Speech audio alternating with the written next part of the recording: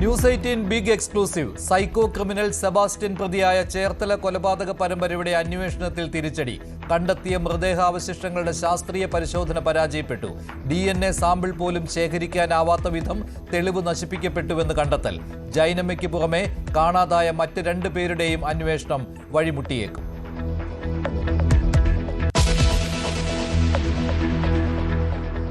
വാർത്താ സമ്മേളനത്തിനിടെ ജോസ് കെ മാണിയുടെ മൈക്ക് പിടിച്ചുവാങ്ങി റോഷി. പാലായിലെ സ്ഥാനാർത്ഥിത്വം പ്രഖ്യാപിച്ചതിൽ പാർട്ടിക്കുള്ളിൽ അതൃപ്തി. വിവാദമായതോടെ റോഷിയെ പിന്തുണച്ച് ജോസ്.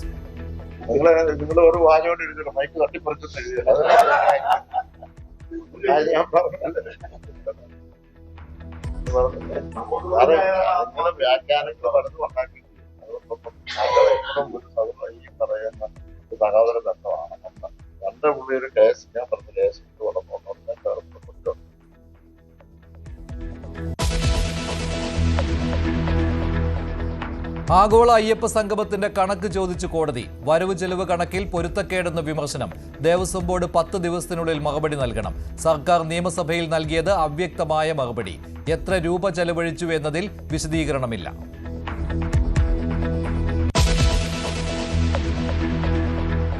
ശബരിമല സ്വർണ്ണക്കൊള്ളയിൽ കടുപ്പിച്ച് സുപ്രീം കോടതി. കൊടിമരത്തിലെ സ്വർണവും മോഷ്ടിച്ചില്ലേ എന്ന ചോദ്യം. എസ് ജയശ്രീ SITക്ക് മുന്നിൽ ഹാജരാകണമെന്ന് കോടതി. കുരുക്ക് മുറുക്കി EDയും കൂടുതൽ പേരെ ചോദ്യം ചെയ്യും.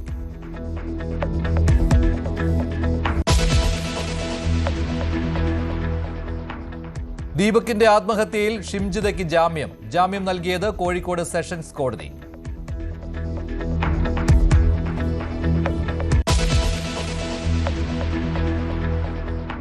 പാലക്കാട് പുതിയ പാർട്ടി രൂപീകരിക്കാൻ CPM വിമതർ. ഡെമോക്രാറ്റിക് മാർക്സിസ്റ്റ് മുന്നണിക്ക് നീക്കവുമായി കൊഴിഞ്ഞാമ്പാറ മണ്ണാർക്കാട് ഒറ്റപ്പാലം മേഖലയിലെ വിമതർ. പാർട്ടിയിൽ PK ശശിയെയും ഉൾപ്പെടുത്താൻ ശ്രമം. വിമത കൂട്ടായ്മയെ പാർട്ടി നേരിടുമെന്ന് MV ഗോവിന്ദൻ. വലിയ നേതാക്കൾ പാർട്ടി വിട്ടുപോയിട്ടും CPMന് ഒന്നും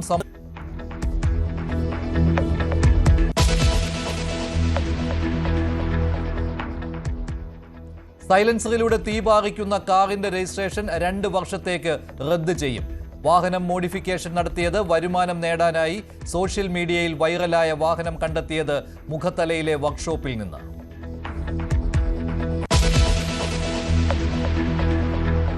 സ്വർണ്ണക്കൊള്ളയിൽ N വാസുവിനും ജാമ്യം. വിജിലൻസ് കോടതി സ്വാഭാവിക ജാമ്യം നൽകിയത് കുറ്റപത്രം സമർപ്പിക്കാത്തതിനാൽ.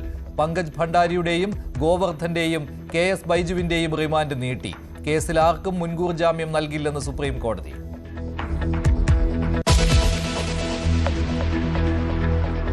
ഇറാനെതിരെ വീണ്ടും കടുപ്പിച്ച് ട്രംപ്. ആണവ പദ്ധതികളിൽ ഇറാൻ വിട്ടുവീഴ്ചയ്ക്ക് തയ്യാറായില്ലെങ്കിൽ വിഡ്ഢിത്തമാകുമെന്ന് മുന്നറിയിപ്പ്. ബെഞ്ചമിൻ നെതന്യാഹു ഇന്ന് ഡൊണാൾഡ് ട്രംപിനെ കാണും.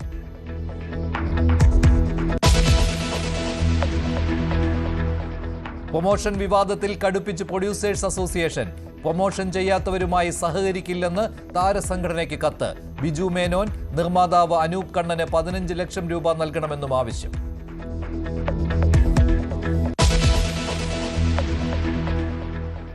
ആലപ്പുഴ പള്ളിപ്പുറത്തെ സീരിയൽ കില്ലർ സെബാസ്റ്റ്യന്റെ കൊലപാതക കേസുകളിലെ അന്വേഷണത്തിൽ പോലീസിന് വൻ തിരിച്ചടി. ഹൈദരാബാദിലെ സെൻട്രൽ ഫോറൻസിക് സയൻസ് ലബോറട്ടറിയിൽ നടത്തിയ പരിശോധനയിൽ വീട്ടുവളപ്പിൽ നിന്ന് കണ്ടെത്തിയ മൃതദേഹാവശിഷ്ടങ്ങളിൽ നിന്ന് DNA സാമ്പിളുകൾ വേർതിരിച്ചെടുക്കാൻ കഴിഞ്ഞില്ല. ജൈനമ്മ കേസിൽ ഗുണകരമായ തെളിവുകൾ മാത്രമാണ് കണ്ടെത്താനായത്. കുഴിച്ചിട്ട നിലയിൽ കണ്ടെത്തിയ എല്ലുകൾ 1-ലധികം ആളുകളുടേത് ആണെന്നാണ് അന്വേഷണ സംഘത്തിന്റെ നിഗമനം. കേരളത്തിൽ ഞെട്ടിച്ച കൊലപാതക പരമ്പരകൾ ഏറ്റവും പ്രധാനപ്പെട്ട കേസുകളിലൊന്നായിരുന്നു ആലപ്പുഴ പള്ളിപ്പുറത്ത് സെബാസ്റ്റ്യന്റെ വീട്ടുവളപ്പിൽ കണ്ടെത്തിയ മൃതദേഹാവശിഷ്ടങ്ങളുമായി ബന്ധപ്പെട്ട കേസുകൾ. അതിൽ അന്വേഷണ സംഘവുമായി ബന്ധപ്പെട്ട് സെബാസ്റ്റ്യൻ 3 സ്ത്രീകളെ കൊലപ്പെടുത്തി എന്നുള്ള ഒരു നിഗമനത്തിലേക്കാണ് അന്വേഷണ സംഘം എത്തിയിരുന്നത്. അതിൽ കടക്കരപ്പള്ളി സ്വദേശിയായ ബിന്ദു പത്മനാഭൻ, ഒപ്പം തന്നെ ചേർത്തല സ്വദേശിയായ ഐഷ എന്നിവരുടെ കേസുമായി ബന്ധപ്പെട്ടാണ് ഇപ്പോൾ അന്വേഷണ സംഘത്തിന് വലിയ തിരിച്ചടി ഉണ്ടായിരിക്കുന്നത്. ഈ കേസുകൾ നിലവിൽ ചേർത്തല പോലീസും ആലപ്പുഴ ക്രൈംബ്രാഞ്ച് ക്രൈംബ്രാഞ്ചുമാണ് അന്വേഷിക്കുന്നത്. ഇതിൽ ഏറ്റുമാനൂർ സ്വദേശിയായ ജൈനമ്മയുടെ കൊലപാതകവുമായി ബന്ധപ്പെട്ട് കോട്ടയം ക്രൈംബ്രാഞ്ച് ഈ കേസുമായി ബന്ധപ്പെട്ട് സെബാസ്റ്റ്യന്റെ വീട്ടുവളപ്പിലെത്തിയതോടെയാണ് വർഷങ്ങൾക്ക് ശേഷം കാണാതായി സ്ത്രീകളുമായി ബന്ധപ്പെട്ടുള്ള ദുരൂഹതകളുടെ ചുരുൾ അഴിയുന്നത്. അതിൽ ജൈനമ്മയെ സെബാസ്റ്റ്യൻ കൊലപ്പെടുത്തിയതാണ് എന്ന അന്വേഷണ സംഘത്തോട് ഇയാൾ സമ്മതിക്കുകയും തുടർന്ന് ഇയാളുടെ വീട്ടുവളപ്പിൽ നടത്തിയ അന്വേഷണത്തിൽ മൃതദേഹാവശിഷ്ടങ്ങൾ, അതായത് ശരീരത്തിന്റെ എല്ലുകൾ കൂട്ടിയിട്ട് കത്തിച്ച നിലയിൽ കണ്ടെത്തുകയും ചെയ്തിരുന്നു. ഈ കണ്ടെത്തിയ എല്ലുകൾ തന്നെ പ്രധാനപ്പെട്ടതായി ഉണ്ടായിരുന്നത് ഒന്നിലധികം സ്ത്രീകളുടേതാണ് എന്നുള്ള ഒരു നിഗമനത്തിലേക്ക് അന്വേഷണ സംഘം എത്തി. ആ ഒരു നിഗമനത്തിന് ബലം നൽകിയത് അവിടെ നിന്ന് കണ്ടെത്തിയ ഒരു പല്ലിന്റെ ഭാഗമാണ്.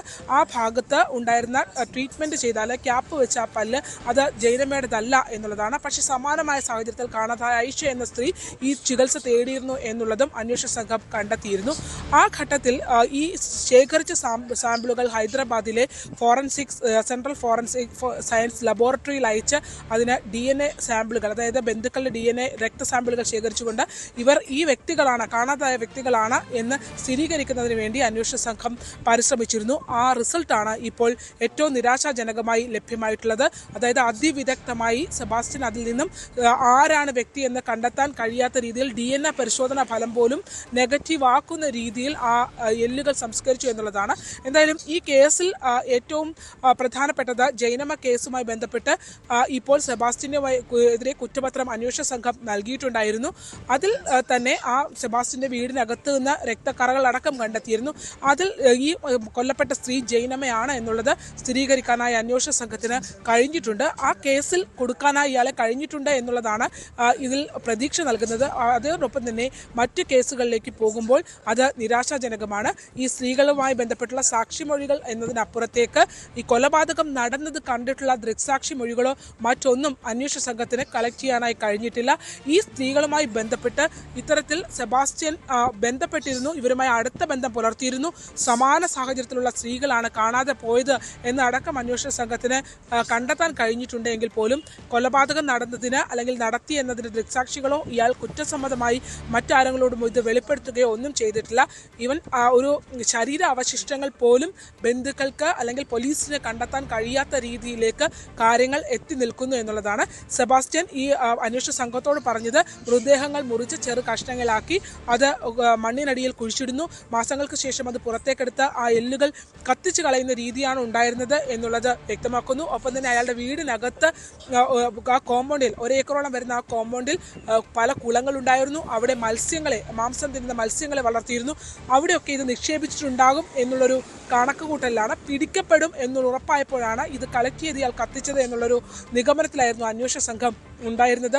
എന്തായാലും ആ കേസിൽ ഏറ്റവും പ്രധാനമായി ഏറ്റവും നിർണായകമായ തെളിവായി അന്വേഷണ സംഘത്തിന് ലഭ്യമാകുമായിരുന്ന ആ പരിശോധനാ ഫലമാണ് ഇപ്പോൾ എല്ലാവരെയും നിരാശപ്പെടുത്തിക്കൊണ്ട് അത് ആരുടേതെന്ന് പോലും കണ്ടെത്താൻ കഴിയാത്ത രീതിയിൽ ആ ശരീരാവശിഷ്ടങ്ങൾ മാറിയിരിക്കുന്നു എന്നുള്ളതാണ്. സെബാസ്റ്റ്യനുമായി ബന്ധപ്പെട്ട് ഇപ്പോൾ 3 കേസുകളാണ് കൊലപാതക കേസുകളായി അപ്ഗ്രേഡ് ചെയ്തിട്ടുള്ളത്. കടക്കരപ്പള്ളി സ്വദേശിനി ബിന്ദു പത്മനാഭൻ, ഒപ്പം തന്നെ ചേർത്തല സ്വദേശിയായ ഐഷ, ഏറ്റുമാനൂർ സ്വദേശി ജൈനമ്മ. അതിനിടയിൽ തന്നെ 2 സ്ത്രീകൾ മിസ്സിംഗ് ആയിട്ടുണ്ട്. അവരും എവിടെ പോയി എന്ന് ആർക്കും കണ്ടെത്താനായിട്ടില്ല. അത് തിരുവഴ സ്വദേശിയായ ബിന്ദു എന്ന് വിളിക്കുന്ന സിന്ധു, ഒപ്പം തന്നെ കൂത്താട്ടുകുളം സ്വദേശിയായ ബ്രോക്കർ ആയിരുന്ന ഏലിയാമ്മ എന്ന സ്ത്രീ. ഈ സ്ത്രീകളൊക്കെ തന്നെ സമാനമായ സാഹചര്യത്തിലാണ് കാണാതായത്.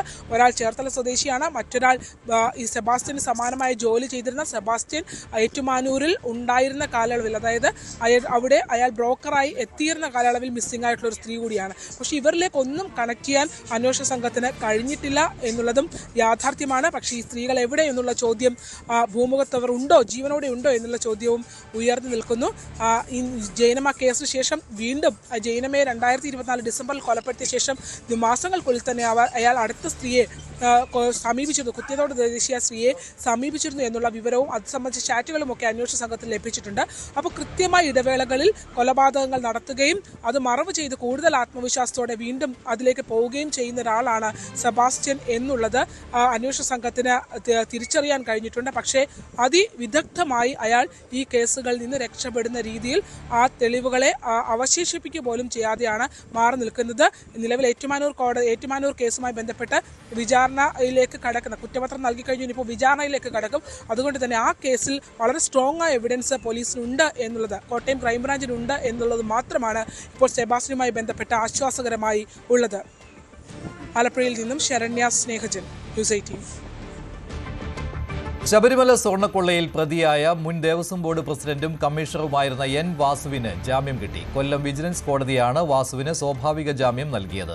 ഉപാധികളോടെയാണ് ജാമ്യം. പങ്കജ് ഭണ്ഡാരി, ഗോവർദ്ധൻ, KS ബൈജു എന്നിവരുടെ റിമാൻഡ് 14 ദിവസത്തേക്ക് നീട്ടിയിട്ടുണ്ട്. KS ബൈജുവിന്റെ ജാമ്യ ഹർജിയിൽ നാളെയാണ് വിധി പറയുന്നത്.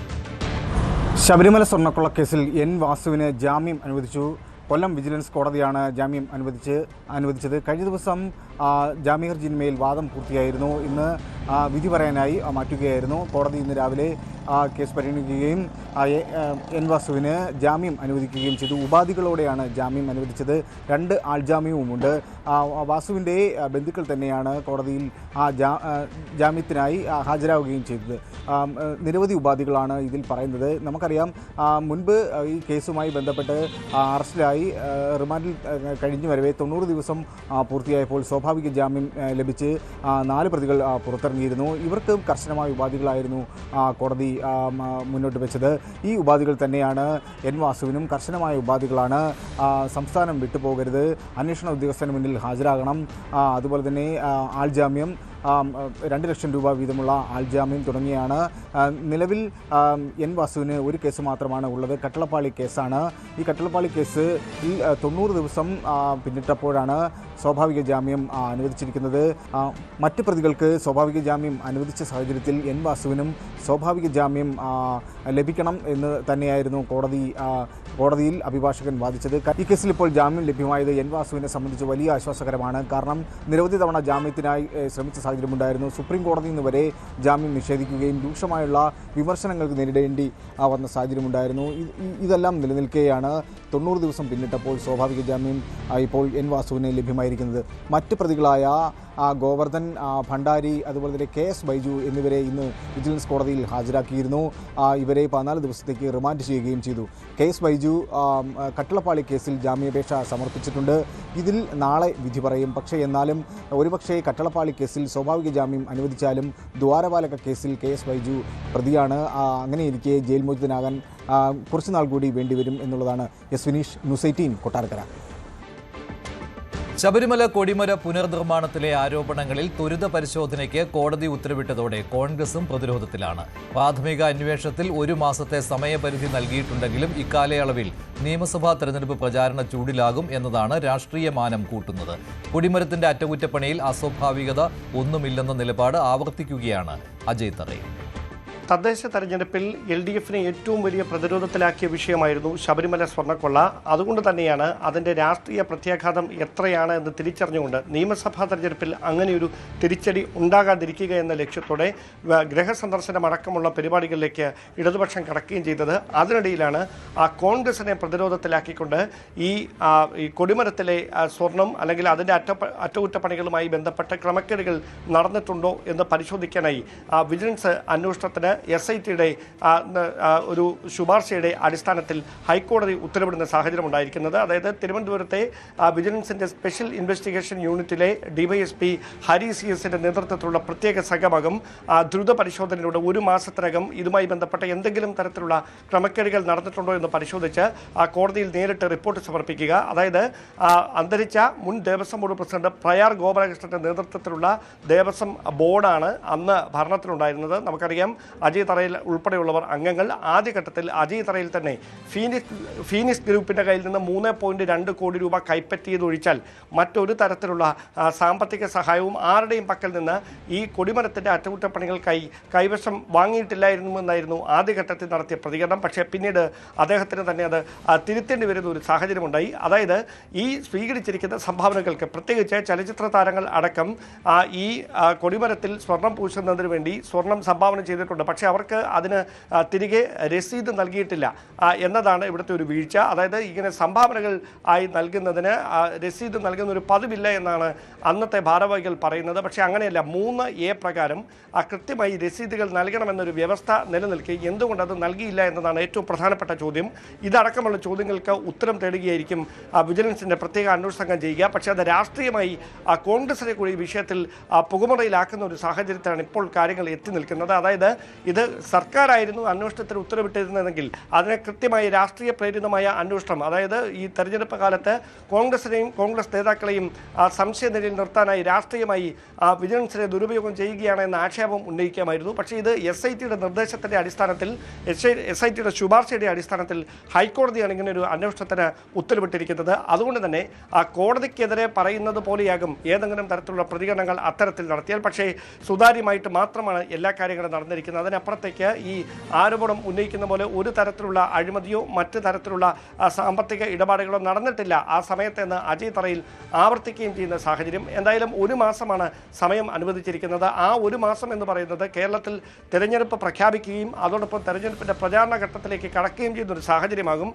അങ്ങനെ ഒരു പശ്ചാത്തലത്തിൽ കോൺഗ്രസ് നേതാക്കളെ കൂടി സംശയനിലയിൽ നിർത്തിക്കൊണ്ട് ഈ കൊടിമരത്തിൻ്റെ അറ്റകുറ്റപ്പണികളുമായി ബന്ധപ്പെട്ട് ഏതെങ്കിലും തരത്തിലുള്ള വീഴ്ചകൾ സംഭവിച്ചിട്ടുണ്ടോ എന്ന വിജിലൻസിൻ്റെ പരിശോധന നടക്കുക എന്ന് പറയുന്നത് കോൺഗ്രസിനെ സംബന്ധിച്ച് വളരെ നിർണായകമായിട്ടൊരു കാര്യമാണ്. അതായത് നിയമപരമായും രാഷ്ട്രീയമായും ഒക്കെ ഇതിന് മറുപടി നൽകേണ്ട ഒരു സാഹചര്യം. നേരത്തെ നമുക്കറിയാം അടൂർ പ്രകാശിലും ആന്റോ ആന്റണിയിലും തുടങ്ങിയ ആരോപണങ്ങൾ, ആക്ഷേപങ്ങൾ അതിപ്പോൾ പ്രയാർ ഗോപാലകൃഷ്ണൻ അധ്യക്ഷനായിരുന്ന ബോർഡിലേക്ക് എത്തി നിൽക്കുമ്പോൾ അതിനേത് തരത്തിൽ രാഷ്ട്രീയമായി കോൺഗ്രസ് മറുപടി പറയും എന്നതാണ് ഇനി അറിയാനുള്ളത്. രാഹുൽ ഗാന്ധി ഇപ്പോൾ ലോക്സഭയിൽ സംസാരിക്കുകയാണ് തത്സമയം. By other forces. And the second thing, also profound thing, that we are living in a world of energy and finance weaponization. मतलब एनर्जी को और फाइनेंस को हथियार बना दिया गया है. Main thing they are saying here is that we are moving from a world of stability to a world of instability. Prime Minister stated and NSA stated, shockingly, some time back, that the era of war is over. In fact, we are moving into the era of war. And you can see, war is there in Ukraine, war was there in Gaza, war is there in the Middle East, threat of war is there in Iran, we had Operation Sindoor. So we are moving into a world of instability. The dollar is being challenged. The central game, as my friends on the other side understand, is the dollar is being challenged. US supremacy is being challenged. We are moving from a world of one superpower to some new world that really we can't predict. Maybe 2 superpowers, maybe multiple powers. And it's an unstable world. And that is what you have said in your economic survey, and I agree with it, 100%. At the center of this fight is the concept of AI. Everybody says that we are moving into the era of AI. And I'd like to warn the government that AI is going to have many, many consequences. One consequence of AI is going to be that something that we relied on, the Congress Party and the UPA built, the entire Indian IT industry, companies like Infosys, companies that are at the forefront of information technology are going to struggle. They're going to be challenged. The idea of becoming a software engineer, which is a very popular idea in India, going to be challenged. Lots of our software engineers are going to be replaced by AI. So why I'm saying this is we're moving into a turbulent world, dangerous world. Now, when you move into a dangerous world, what is the first thing that you have to understand? The first thing you have to understand is what are your strengths as a person and as a nation. So I'd like to say to the House here what I think are the strengths of our great country. And I would say that the central strength is our people. 1.4 billion people, brilliant, energetic, dynamic, who can challenge anybody in the world. Biggest strength. But it's not only the people. Because in the 21st century, a very interesting thing has happened. People create data. So we have the biggest data pool on the planet. 1.4 billion people means massive amount of data is being generated in India, and data is wealth. Everybody talks about AI. But talking about AI is like talking about the internal combustion engine without talking about petrol. The petrol for AI is data. So let me repeat that. The petrol for AI is data. Meaning if you have AI and you don't have data, you have nothing. If you have AI and you don't have data, you have nothing. Now, which are the two biggest pools of data on the planet? The Indian pool of data and the Chinese pool of data. They also have 1.4 billion people. We have bigger population than them. We allow more freedom. We allow our people to do more dynamic things. So we have, in fact, more interesting data. ലോക്സഭയിൽ budget ചർച്ചയിൽ സംസാരിക്കുകയാണ് പ്രതിപക്ഷ നേതാവ് രാഹുൽ ഗാന്ധി. തന്നെ സംസാരിക്കാൻ അനുവദിച്ചതിൽ നന്ദിയുണ്ട് എന്ന് പറഞ്ഞുകൊണ്ടാണ് രാഹുൽ തുടങ്ങിയത്. മറ്റു വാർത്തകളിലേക്ക്.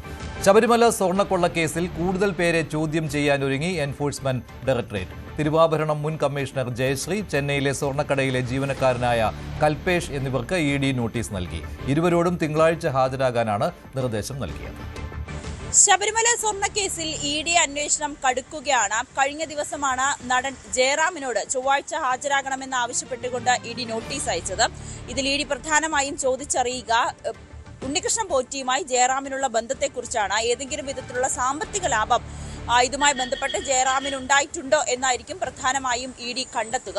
അതിനിടയിലാണ് തിങ്കളാഴ്ച ഹാജരാകണമെന്ന് ആവശ്യപ്പെട്ടുകൊണ്ട് ജയശ്രീക്കും കൽപേഷിനും ED നോട്ടീസ് അയച്ചിരിക്കുന്നത്. ഈ SITയുടെ അന്വേഷണ പരിധിയിൽ ഉൾപ്പെട്ട രണ്ടുപേരാണ് ജയശ്രീയും കൽപേഷും. ഇതിൽ കേസിലെ 4ാം പ്രതിയാണ് ജയശ്രീ. ദേവസ്വം ബോർഡ് മുൻ സെക്രട്ടറി ആയ ജയശ്രീ മിനിറ്റ്സ് തിരുത്തി എന്നതായിരുന്നു അന്വേഷണ സംഘത്തിന്റെ കണ്ടെത്തൽ. അതായത് പാളികൾ കൊടുത്തുവിടാനുള്ള ദേവസ്വം ബോർഡിന്റെ മിനിറ്റ്സിലാണ് ജയശ്രീ തിരുത്തു വരുത്തിയത്. ചെമ്പുപാളികൾ ഉണ്ണികൃഷ്ണൻ പോറ്റിക്ക് കൊടുത്തുവിടണം എന്നതായിരുന്നു ഈ മിനിറ്റ്സിൽ ജയശ്രീ കൂട്ടിച്ചേർത്തത്. ഇത് തന്നെയാണ് അന്വേഷണ സംഘത്തിന്റെ സംശയത്തിലും പിന്നീട് ചോദ്യം ചെയ്യൽ അടക്കമുള്ള കാര്യങ്ങളിലേക്കൊക്കെ കടക്കാൻ പോകുന്നത്. ഇതിലാണ് ED വ്യക്തത തേടുന്നതിനു വേണ്ടി സാമ്പത്തികമായി ഏതെങ്കിലും ലാഭം ജയശ്രീക്ക് ലഭിച്ചിരുന്നോ, ഈ ശബരിമലയിലെ സ്വർണം പിന്നീട് അതിലുണ്ടായിരുന്ന സാമ്പത്തിക ലാഭം അതുമായി ബന്ധപ്പെട്ട തട്ടിപ്പിൽ ജയശ്രീയും ഭാഗമായിരുന്നോ, ഉണ്ണികൃഷ്ണൻ പോറ്റിയുമായിട്ടുള്ള ബന്ധം എന്താണ്, ഇതൊക്കെയായിരിക്കും ED ജയശ്രീയിൽ നിന്നും കണ്ടെത്തുക. മറ്റൊന്ന് കൽപേഷിനും കൂടിയാണ് നോട്ടീസ് അയച്ചിരിക്കുന്നത്. അതായത് ഉണ്ണികൃഷ്ണൻ പോറ്റി ശബരിമലയിൽ നിന്നും അപഹരിച്ച സ്വർണം ചെന്നൈയിലെ സ്മാർട്ട് ക്രിയേഷനിലേക്ക് എത്തിക്കുകയും അവിടെ നിന്ന് ബെല്ലാരിയിലെ ജ്വല്ലറി ഉടമയായ ഗോവർദ്ധനിലേക്ക് എത്തിക്കുന്നത് ഒരു ഇടനിലക്കാരനായി കൽപേഷ് പ്രവർത്തിച്ചു. അതായത് സ്മാർട്ട് ക്രിയേഷൻസിൽ നിന്നും സ്വർണം ഈ ഗോവർദ്ധനിലേക്ക് എത്തിക്കുന്നതിൽ ഒരു ഇടനിലക്കാരനായി കൽപേഷ് പ്രവർത്തിച്ചു എന്നാണ് അന്വേഷണ സംഘത്തിന്റെ കണ്ടെത്തൽ. അതിന്റെ അടിസ്ഥാനത്തിലാണ് കൽപേഷിനെയും ED ചോദ്യം ചെയ്യാൻ വിളിപ്പിച്ചിരിക്കുന്നത്. കൽപേഷിൽ നിന്നും ഇതിനെക്കുറിച്ചുള്ള സാമ്പത്തികമായിട്ടുള്ള നേട്ടം, ഉണ്ണികൃഷ്ണൻ പോറ്റിയുമായിട്ടുള്ള ബന്ധം, ഇതൊക്കെ തന്നെയായിരിക്കും ED ചോദിച്ചറിയുക. എന്തായാലും ശബരിമല കൊള്ളക്കേസുമായി ബന്ധപ്പെട്ട് വലിയ അന്വേഷണം തന്നെയാണ് ED നടത്തിയിരിക്കുന്നത്. ഇനി വരും ദിവസങ്ങൾ ഉണ്ണികൃഷ്ണൻ പോറ്റിയെയും ചോദ്യം ചെയ്യാൻ വിളിപ്പിക്കും. അങ്ങനെയാണെങ്കിൽ ഉണ്ണികൃഷ്ണൻ പോറ്റിയുടെ അറസ്റ്റും തള്ളിക്കളയാൻ കഴിയില്ല. ശബരിമല സ്വർണ്ണക്കൊള്ളയിൽ ദേവസ്വം ബോർഡ് മുൻ സെക്രട്ടറി ജയശ്രീയുടെ അറസ്റ്റ് തടഞ്ഞ ഉത്തരവ് നീട്ടി. സുപ്രീം കോടതിയുടേതാണ് നടപടി. ആർക്കും മുൻകൂർ ജാമ്യം നൽകില്ലെന്ന് വ്യക്തമാക്കിയ കോടതി ജയശ്രീ ഈ മാസം 18-ന് SITക്ക് മുന്നിൽ ഹാജരാകണമെന്ന് നിർദ്ദേശിച്ചു. ആരോഗ്യ പ്രശ്നങ്ങൾ ഉണ്ടെന്ന് ജയശ്രീ കോടതിയെ അറിയിച്ചു. ചികിത്സയ്ക്ക് എയിംസിൽ സജ്ജീകരണം നൽകാമെന്നും കേരളത്തിൽ എയിംസ് ഉണ്ടോയെന്നും കോടതി ചോദിച്ചു. മുഴുവൻ സ്വർണവും മോഷ്ടിച്ചുവെന്നാണ് വാർത്ത കണ്ടതെന്നും കൊടിമരത്തിൽ നിന്ന് പോലും സ്വർണം പോയില്ലേ എന്നും കോടതി ചോദിച്ചു. ആഗോള അയ്യപ്പ സംഗമത്തെക്കുറിച്ചുള്ള ചോദ്യങ്ങൾക്ക് സർക്കാർ നിയമസഭയിൽ നൽകിയത് അവ്യക്തമായ മറുപടി. തിരുവിതാംകൂർ ദേവസ്വം ബോർഡിന്റെ തുക അഡ്വാൻസ് ഇനത്തിൽ സംഗമത്തിനായി ചെലവഴിച്ചു. എന്നാൽ എത്ര രൂപ ചെലവിട്ടു എന്നത് വിശദമാക്കിയിട്ടില്ല. അയ്യപ്പ സംഗമത്തെക്കുറിച്ചുള്ള ഓഡിറ്റ് റിപ്പോർട്ട് സ്പെഷ്യൽ കമ്മീഷണർ ഹൈക്കോടതിയിൽ മുദ്രവെച്ച കവറിൽ നൽകി. ഈ വിവാദങ്ങൾക്കിടയിൽ തിരുവഞ്ചൂർ രാധാകൃഷ്ണനാണ് നിയമസഭയിൽ ഈ കാര്യം ഈ ചോദ്യത്തിന് മറുപടി തേടിയത്. അതിന് മന്ത്രി വി.എൻ. വാസവൻ രേഖാമൂലം നൽകിയിരിക്കുന്ന മറുപടിയാണ് ഇപ്പോൾ പുറത്തു വന്നിരിക്കുന്നത്. അതിൽ പ്രധാനമായി എടുത്തു പറയുന്ന കാര്യം അഡ്വാൻസ് ഇനത്തിൽ തിരുവിതാംകൂർ ദേവസ്വം ബോർഡിന്റെ പണം ആഗോള അയ്യപ്പ സംഗമത്തിന് വേണ്ടി ചെലവഴിച്ചിട്ടുണ്ട്. പക്ഷേ എത്ര രൂപ ചെലവഴിച്ചു എന്നതിൽ കൃത്യമായൊരു വിശദീകരണമില്ല. സ്പോൺസർമാരിൽ നിന്ന് തുക ലഭിച്ചപ്പോൾ അത് തിരികെ നിക്ഷേപിച്ചതായും വ്യക്തമാക്കിയിട്ടുണ്ട്. അതേസമയം 5 കോടി രൂപ ചെലവ് പ്രതീക്ഷിച്ച ആഗോള അയ്യപ്പ സംഗമത്തിന് 8 കോടി രൂപ ചെലവ് വന്നു എന്നതാണ് ഇപ്പോൾ ഉയർന്നു വരുന്ന ഒരു പ്രധാനപ്പെട്ട വിഷയം. അപ്പോൾ അതിന് സ്പോൺസർമാർ ആകെ എത്ര തുക നൽകി സംഭാവനയായി, ഇതടക്കമുള്ള കാര്യങ്ങളിൽ വ്യക്തത വന്നിട്ടില്ല എന്നതാണ് ഉയരുന്ന ഒരു പ്രധാനപ്പെട്ട ആക്ഷേപം. അതിന് വ്യക്തമായി ദേവസ്വം മന്ത്രി തന്നെ വൈകാതെ മറുപടി നൽകിയേക്കും. അതായത് ആഗോള അയ്യപ്പ സംഘവുമായി ബന്ധപ്പെട്ട് ഒരുപക്ഷെ ഈ സ്പോൺസർമാർ അടക്കം നൽകിയ തുക അത് എത്രയായിരുന്നു, അതോടൊപ്പം തിരുവിതാംകൂർ ദേവസ്വം ബോർഡിൻ്റെ ഫണ്ടിൽ നിന്ന് അഡ്വാൻസ് ഇനത്തിൽ എത്ര തുക ചെലവഴിച്ചിട്ടുണ്ട്, അതിൽ സ്പോൺസർമാർ നൽകിയ പണത്തിൽ നിന്ന് എത്രയാണ് തിരികെ നിക്ഷേപിച്ചിരിക്കുന്നത് തിരുവിതാംകൂർ ദേവസ്വം ബോർഡിൻ്റെ അക്കൗണ്ടുകളിലേക്ക്. അതായത് ഈ അഡ്വാൻസായി നൽകിയ തുകയ്ക്ക് പകരം സ്പോൺസർമാരിൽ നിന്ന് സംഭാവനയായി സ്വീകരിച്ച് എത്ര പകരം ചെലവഴിച്ചിട്ടുണ്ട്, ഇതടക്കമുള്ള കാര്യങ്ങളിലൊക്കെ വ്യക്തത വരാനുണ്ട്. അതേസമയം നിയമസഭയിൽ രേഖാമൂലം നൽകിയിരിക്കുന്ന വിവരങ്ങളിൽ കണക്കുകൾ കൃത്യമായി പരാമർശിക്കുന്നില്ല. അതിന് പകരം അഡ്വാൻസായി തുക സ്വീകരിച്ചിരുന്നു ദേവസ്വം ബോർഡിൻ്റെ ഫണ്ടിൽ നിന്ന്, അത് സംഭാവനയായി ലഭിച്ചപ്പോൾ തിരികെ നിക്ഷേപിക്കുകയും ചെയ്തു എന്ന ഒരു മറുപടി മാത്രമാണ് ദേവസ്വം മന്ത്രി വി.എൻ. വാസവന്റെ ഭാഗത്തു നിന്ന് ഉണ്ടായിരിക്കുന്നത്. എന്തായാലും ഇങ്ങനെ ഇത് തുടർച്ചയായി ആക്ഷേപങ്ങൾക്ക് വഴിവെക്കുന്ന ഒരു സാഹചര്യം, അതോടൊപ്പം 23-ാം തീയതി വീണ്ടും സഭ സമ്മേളിക്കുന്ന ഒരു പശ്ചാത്തലം, അവിടെ ഇത് വീണ്ടും ചർച്ചയായി മാറാനുള്ള സാധ്യതയുണ്ട്. അങ്ങനെയെങ്കിൽ അതിനു മുമ്പ് മന്ത്രി വി.എൻ. വാസവൻ തന്നെ ഈ വിഷയവുമായി ബന്ധപ്പെട്ട് ദേവസ്വം ബോർഡിന് എത്ര തുക ഇതിൽ നിന്ന് അഡ്വാൻസായി നൽകേണ്ടി വന്നു എന്ന വിഷയത്തിലും, അതോടൊപ്പം സംഭാവനയായി ലഭിച്ച തുകയിൽ നിന്ന് എത്രയധികം തുക തിരികെ നൽകി എന്നതടക്കമുള്ള കാര്യങ്ങളിൽ ഒരു വ്യക്തത വരുത്തേണ്ടത് അനിവാര്യതയായി വരും. അങ്ങനെ സംഭവിച്ചില്ല എങ്കിൽ അത് വലിയ തരത്തിലൊരു രാഷ്ട്രീയ വിമർശനമായി വീണ്ടും ദേവസ്വം ബോർഡിനെതിരെ പ്രതിപക്ഷമടക്കം ഉന്നയിക്കാനാണ് സാധ്യത. ജോസ് കെ മാണിയുടെ കയ്യിൽ നിന്ന് മൈക്ക് പിടിച്ചു വാങ്ങി പാലായിലെ സ്ഥാനാർത്ഥിത്വം പ്രഖ്യാപിച്ച റോഷി അഗസ്റ്റിന്റെ നടപടിയിൽ കേരള കോൺഗ്രസിൽ അമർഷം. ഇന്നലെ നടന്ന LDF മധ്യമേഖലാ ജാഥയിലെ വാർത്താ സമ്മേളനത്തിനിടെയായിരുന്നു ഈ സംഭവം. സ്ഥാനാർത്ഥിയെ പാർട്ടി തീരുമാനിക്കുമെന്ന ജോസിന്റെ മറുപടിക്ക് തൊട്ടു പിന്നാലെയാണ് റോഷി അഗസ്റ്റിൻ മൈക്ക് തട്ടിപ്പറിച്ചത്. അണികൾക്കിടയിൽ ചർച്ചയായതോടെ റോഷിയെ പിന്തുണച്ച് ജോസ് കെ മാണി രംഗത്തെത്തി. ഇടുക്കി അടിമാലിയിൽ എത്തിയപ്പോഴാണ് ജോസ് കെ മാണിയുടെ യാത്രയിൽ അതുമായി ബന്ധപ്പെട്ട വാർത്താ സമ്മേളനത്തിൽ റോഷി അഗസ്റ്റിൻ നടത്തിയ ചില ഇടപെടലുകളാണ് അന്ന് വിവാദമായത്. അതിലേറ്റവും പ്രധാനപ്പെട്ടത് ഈ ജോസ് കെ മാണിയോട് പാലയിൽ തന്നെ മത്സരിക്കുമോ എന്ന ചോദ്യത്തിന് അദ്ദേഹം പാർട്ടി തീരുമാനിക്കുമെന്ന് പറയുമ്പോൾ മൈക്ക് വാങ്ങിക്കൊണ്ട് റോഷി നടത്തിയ ഒരു പ്രതികരണം, പാലയിൽ തന്നെ മത്സരിക്കുമെന്ന പ്രതികരണമാണ് വിവാദമായത്. അത് പാർട്ടി തീരുമാനിക്കും. ആര് മത്സരിക്കണം, പാർട്ടിക്കകത്ത് ആര് മത്സരിക്കണം എന്നത് പാർട്ടി തീരുമാനിക്കും. അതനുസരിച്ച് മുന്നോട്ട് പോകും. ഇനി ഏതെങ്കിലും ഉണ്ടെങ്കിൽ വീണ്ടും ചോദിച്ചോ, ഒരു കുഴപ്പമില്ല. അത് പാർട്ടി തീരുമാനിക്കും. ജോസ് കെ മാണി മത്സരിക്കും. പിന്നെ അതൊക്കെ പാർട്ടിയുടെ തീരുമാനങ്ങൾ ആ സമയത്ത് പുറപ്പെടുവിക്കും എന്ന് മാത്രമേ ഉള്ളൂ. സത്യമായി രംഗത്ത് വരും, സജീവമായി നേരിടും. നല്ല വിജയം എല്ലാ മേഖലയിലും ഉണ്ടാവും. പാലായത്തിനെ മത്സരിക്കും. റോഷി ആണോ പാർട്ടി ചെയർമാൻ എന്ന ചോദ്യവുമായി സൈബർ ഇടത്ത് ഇത് വലിയ ചർച്ചയാകുകയാണ്. നമുക്കറിയാം, കഴിഞ്ഞ കുറെ കാലങ്ങളായി റോഷിയുടെ നിലപാടുകൾക്കൊപ്പമാണ് ഫലത്തിൽ പാർട്ടി നീങ്ങുന്നത്. കാരണം മുന്നണി മാറ്റ നീക്കത്തിനെ എതിർത്തത് റോഷി അഗസ്റ്റിനും പ്രമോദ് നാരായണനും ഡോക്ടർ N. ജയരാജുമാണ്. അവരുടെ നീക്കത്തിനൊപ്പം ഒടുവിൽ ജോസ് കെ മാണിക്ക് സമ്മർദ്ദത്തിന് അടിപ്പെട്ട് നിൽക്കേണ്ടി വന്ന സാഹചര്യമുണ്ട്. അതുകൊണ്ട് തന്നെ ഇതെല്ലാം ചേർത്ത് വായിച്ചുകൊണ്ടാണ് വലിയ ചർച്ചകൾ പ്രത്യേകിച്ച് പ്രതിപക്ഷ പാർട്ടികളുടെ ഭാഗത്ത് നിന്നടക്കം ഉണ്ടാകുന്നത്. ജോസ് കെ മാണിക്കും ഈ ഒരു റോഷിയുടെ പെട്ടെന്നുള്ള പ്രതികരണത്തിൽ അതൃപ്തി ഉണ്ട് എന്നാണ് മനസ്സിലാക്കാൻ സാധിക്കുന്നത്. പ്രത്യേകിച്ച് ജോസ് കെ മാണി പലതവണ മൈക്ക് തിരിച്ചു വാങ്ങാനുള്ള ശ്രമം റോഷിയെ തടയാൻ ഉള്ള ഒരു ശ്രമമായി തന്നെ വ്യാഖ്യാനിക്കുന്നവരുണ്ട്. എന്തായാലും ഇന്ന് കോതമംഗലത്ത് വാർത്താ സമ്മേളനം നടത്തിയപ്പോഴാണ് ഈ ഒരു വിഷയത്തെ തണുപ്പിക്കാൻ ജോസ് കെ മാണി നീക്കം നടത്തുന്നത്. റോഷി ഒരു ചോരത്തിളപ്പുള്ള നേതാവാണ്, തന്നോട് വലിയ സ്നേഹമാണ്, എന്തായാലും മത്സരിക്കേണ്ട എന്നൊന്നും പറഞ്ഞില്ലല്ലോ എന്നൊക്കെ ചോദിച്ചുകൊണ്ടാണ് ഈ വിഷയം തണുപ്പിക്കാൻ ജോസ് കെ മാണി ശ്രമം നടത്തിയത്.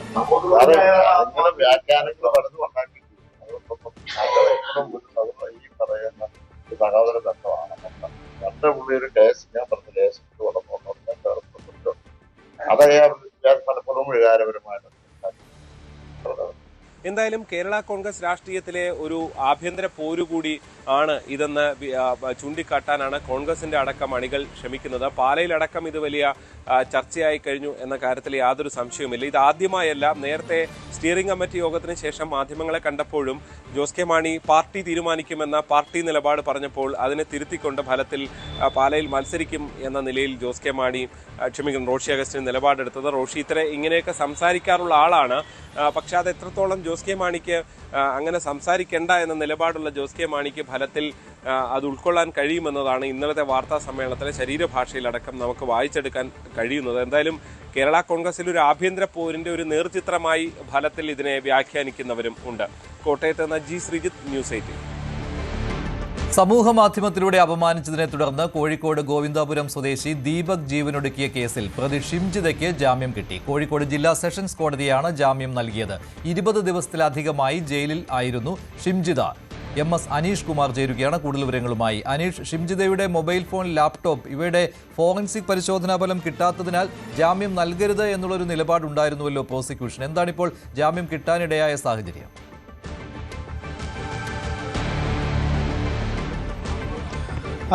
മഞ്ജുഷ, നേരത്തെ കേസുമായി ബന്ധപ്പെട്ട് കുന്നമംഗലം 1ാം ക്ലാസ് മജിസ്ട്രേറ്റ് കോടതിയിലാണ് ആദ്യം ഷിംജിതയെ ഹാജരാക്കിയത്. അവിടെ ഒന്ന് റിമാൻഡ് ചെയ്യുകയും ചെയ്തിരുന്നു. ഏതാണ്ട് 21 ദിവസം റിമാൻഡിൽ പിന്നിട്ട് കഴിയുമ്പോഴാണ് ഇപ്പോൾ ജാമ്യം ലഭിച്ചിരിക്കുന്നത്. കുന്നമംഗലം കോടതിയിൽ നേരത്തെ ജാമ്യാപേക്ഷ നൽകിയിരുന്നു. എന്നാൽ കോടതി ജാമ്യം നിഷേധിക്കുകയായിരുന്നു. ഇതേ തുടർന്നാണ്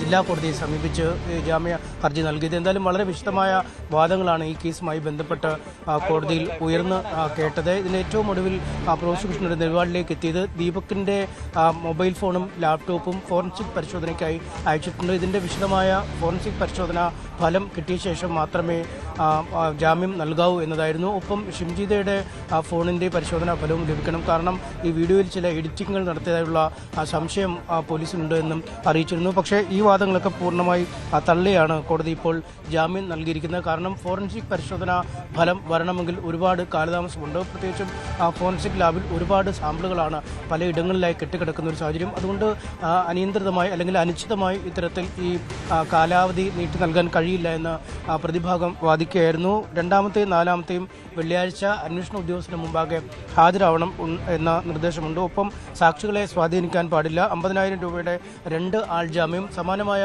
കുറ്റകൃത്യങ്ങളിൽ ഇടപെടരുത് തുടങ്ങിയ നിർദ്ദേശങ്ങളാണ് കോടതി നൽകിയിരിക്കുന്നത്. വിദേശത്തേക്ക് പോകുന്ന അടക്കമുള്ള കാര്യങ്ങളിൽ തടസ്സമില്ല എന്നും ഷിംജിതയുടെ അഭിഭാഷകർ നേരത്തെ പറഞ്ഞു. മഞ്ജുഷ്, ശരി. MS അനീഷ് കുമാറാണ് വിവരങ്ങൾ നൽകിയത്. ഷിംജിതയ്ക്ക് ജാമ്യം കിട്ടി. KTDC chairman PK Sasi party വിടുമോ? പുതിയ പാർട്ടി രൂപീകരിക്കാൻ പാലക്കാട്ടെ CPM വിമതർ നീക്കം തുടങ്ങിയിട്ടുണ്ട്. ഡെമോക്രാറ്റിക് മാർക്സിസ്റ്റ് മുന്നണി രൂപീകരിക്കും. വിമതരുടെ പാർട്ടിയിൽ PK ശശിയെയും ഉൾപ്പെടുത്താനാണ് ശ്രമം നടക്കുന്നത്. വലിയ നേതാക്കൾ പാർട്ടി വിട്ടുപോയിട്ടും CPM-ന് ഒന്നും സംഭവിച്ചിട്ടില്ലെന്നാണ് പാലക്കാട് ജില്ലാ സെക്രട്ടറിയുടെ പ്രതികരണം. വിമത കൂട്ടായ്മയെ പാർട്ടി നേരിടുമെന്നാണ് CPM സംസ്ഥാന സെക്രട്ടറി MV ഗോവിന്ദന്റെ മറുപടി. CPM-ന് തലവേദനയാവുകയാണ് പാലക്കാട്ടെ വിമത കൂട്ടായ്മ. അവർ നേരത്തെ കൊഴിഞ്ഞാമ്പാറ മേഖലയിൽ മാത്രമായിരുന്നെങ്കിൽ ഇപ്പോൾ അവരുടെ കൂട്ടായ്മ ജില്ലയിൽ എമ്പാടും അവരുടെ ഒരു സാന്നിധ്യം അറിയിക്കാനുള്ള ശ്രമമാണ്. അത്തരത്തിൽ ഒരു നീക്കമാണ് ഇപ്പോൾ പാലക്കാട് നിന്നും ഉണ്ടായിക്കൊണ്ടിരിക്കുന്നത്. ഈ ഒരു നീക്കത്തിലേക്ക്, അതായത് വിമതരുടെ ഈ കൂട്ടായ്മയിലേക്ക് ഇടതുപക്ഷവുമായിട്ട് അകന്നു നിൽക്കുന്ന പ്രമുഖ നേതാക്കളെ കൊണ്ടുവരാനുള്ള ശ്രമവും നടക്കുന്നുണ്ട്. അതിൽ ഏറ്റവും പ്രധാനമായിട്ട് ഉയർന്ന പേര് PK ശശിയുടേത് തന്നെയാണ്. അദ്ദേഹം നിലവിൽ KTDC ചെയർമാനാണ്, പക്ഷേ പാർട്ടി അംഗമാണ്. അതുകൊണ്ട് തന്നെ അദ്ദേഹത്തെ പാർട്ടിയിൽ നിന്ന് അകന്നു നിൽക്കുന്ന അദ്ദേഹത്തെ ഈ കൂട്ടായ്മയുടെ ഒപ്പം കൂട്ടാനുള്ള ശ്രമങ്ങളാണ് ഒരു ഭാഗത്ത് പുരോഗമിക്കുന്നത്. ഇതുവരെ ഇക്കാര്യത്തോട് പ്രതികരിക്കാൻ PK ശശിയോ അദ്ദേഹത്തിനൊപ്പമുള്ളവർ തയ്യാറായിട്ടില്ല. പക്ഷേ PK ശശി ഈ ഒരു കൂട്ടായ്മയുടെ ഭാഗമാവുകയാണെങ്കിൽ UDF-നൊപ്പം നിൽക്കുന്ന ഈ കൂട്ടായ്മയ്ക്ക് അത് വലിയ ഒരു ഊർജ്ജം നൽകുന്ന സാഹചര്യമായിരിക്കും ഉണ്ടാവുക. എന്നാൽ ഇതേക്കുറിച്ച് പാർട്ടി നേതൃത്വത്തിൻ്റെ ജില്ലാ നേതൃത്വത്തിൻ്റെ പ്രതികരണം ഇപ്രകാരമാണ്. ആരെയും എല്ലാവരെയും ഒത്തിണക്കി ഒരുമിച്ച് കൊണ്ടുപോകാനാണ് ശ്രമിക്കുന്നത്. എന്തെങ്കിലും പ്രശ്നങ്ങളുണ്ടെങ്കിൽ പരിഹരിക്കാനുള്ള ശ്രമം നടക്കുമെന്നാണ് അദ്ദേഹത്തിൻ്റെ ഭാഗത്തുനിന്നുള്ള പാലക്കാട് ജില്ലാ സെക്രട്ടറിയുടെ ഭാഗത്തുനിന്നുള്ള പ്രതികരണം ഉണ്ടായത്. ഈ പാലക്കാട് ജില്ലയിലെ 41,000 പാർട്ടി മെമ്പർമാരിൽ ഒരാൾ പോലും പോകരുത് എന്നുള്ളതാണ് ഞങ്ങളുടെ നിലപാട്, പാർട്ടി ജില്ലാ നേതൃത്വത്തിൻ്റെ നിലപാട്. അങ്ങനെ പോകാത്ത ആളുകളെല്ലാം ഞങ്ങൾ സംരക്ഷിക്കും. പിന്നെ എന്തെങ്കിലും അതിർത്തിൻ്റെ പേരിൽ, ഞങ്ങൾക്കറിയാത്ത അതിർത്തിൻ്റെ പേരിൽ പാർട്ടി വിട്ടുപോകുന്നത് ഞങ്ങളുടെ കുഴപ്പമല്ല. മനസ്സിലായില്ലേ? ഞങ്ങളുടെ മുമ്പിൽ അങ്ങനെ ഒരു പ്രശ്നം വന്നാൽ ഞങ്ങളത് പരിഹരിക്കാൻ തയ്യാറാവും. ഞങ്ങൾ ഓരോ പാർട്ടി മെമ്പർമാരുടെയും പ്രയാസം ഒരു പരാതിയായി തന്നാൽ പരിഹരിക്കുന്ന പാർട്ടിയല്ലേ ഞങ്ങൾ. അപ്പൊ അതുകൊണ്ട് ഏതെങ്കിലും ഒന്നോ രണ്ടാളുടെ പ്രശ്നമല്ല, ആരും അതിർത്തിയുണ്ടോ ആ അതിർത്തി എന്താണ് എന്ന് മനസ്സിലാക്കിയാൽ പാർട്ടിക്ക് അനുസൃതമായി ഞങ്ങൾ പരിഹരിക്കും. അതേസമയം ഈ വിമതർ അല്ലെങ്കിൽ ഇപ്പോൾ പാർട്ടിയിൽ ഇല്ലാത്തവരാണ് ഇത്തരത്തിലൊരു കൂട്ടായ്മ രൂപീകരിക്കുന്നത്. നിലവിലൊരു പാർട്ടിക്കൊപ്പമല്ല, സ്വാഭാവികമായിട്ടും അതിനെ നേരിട്ട് തന്നെ മുന്നോട്ട് പോകുമെന്നാണ് CPM സംസ്ഥാന ജനറൽ സെക്രട്ടറി MV ഗോവിന്ദൻ്റെ പ്രതികരണം ഉണ്ടായത്.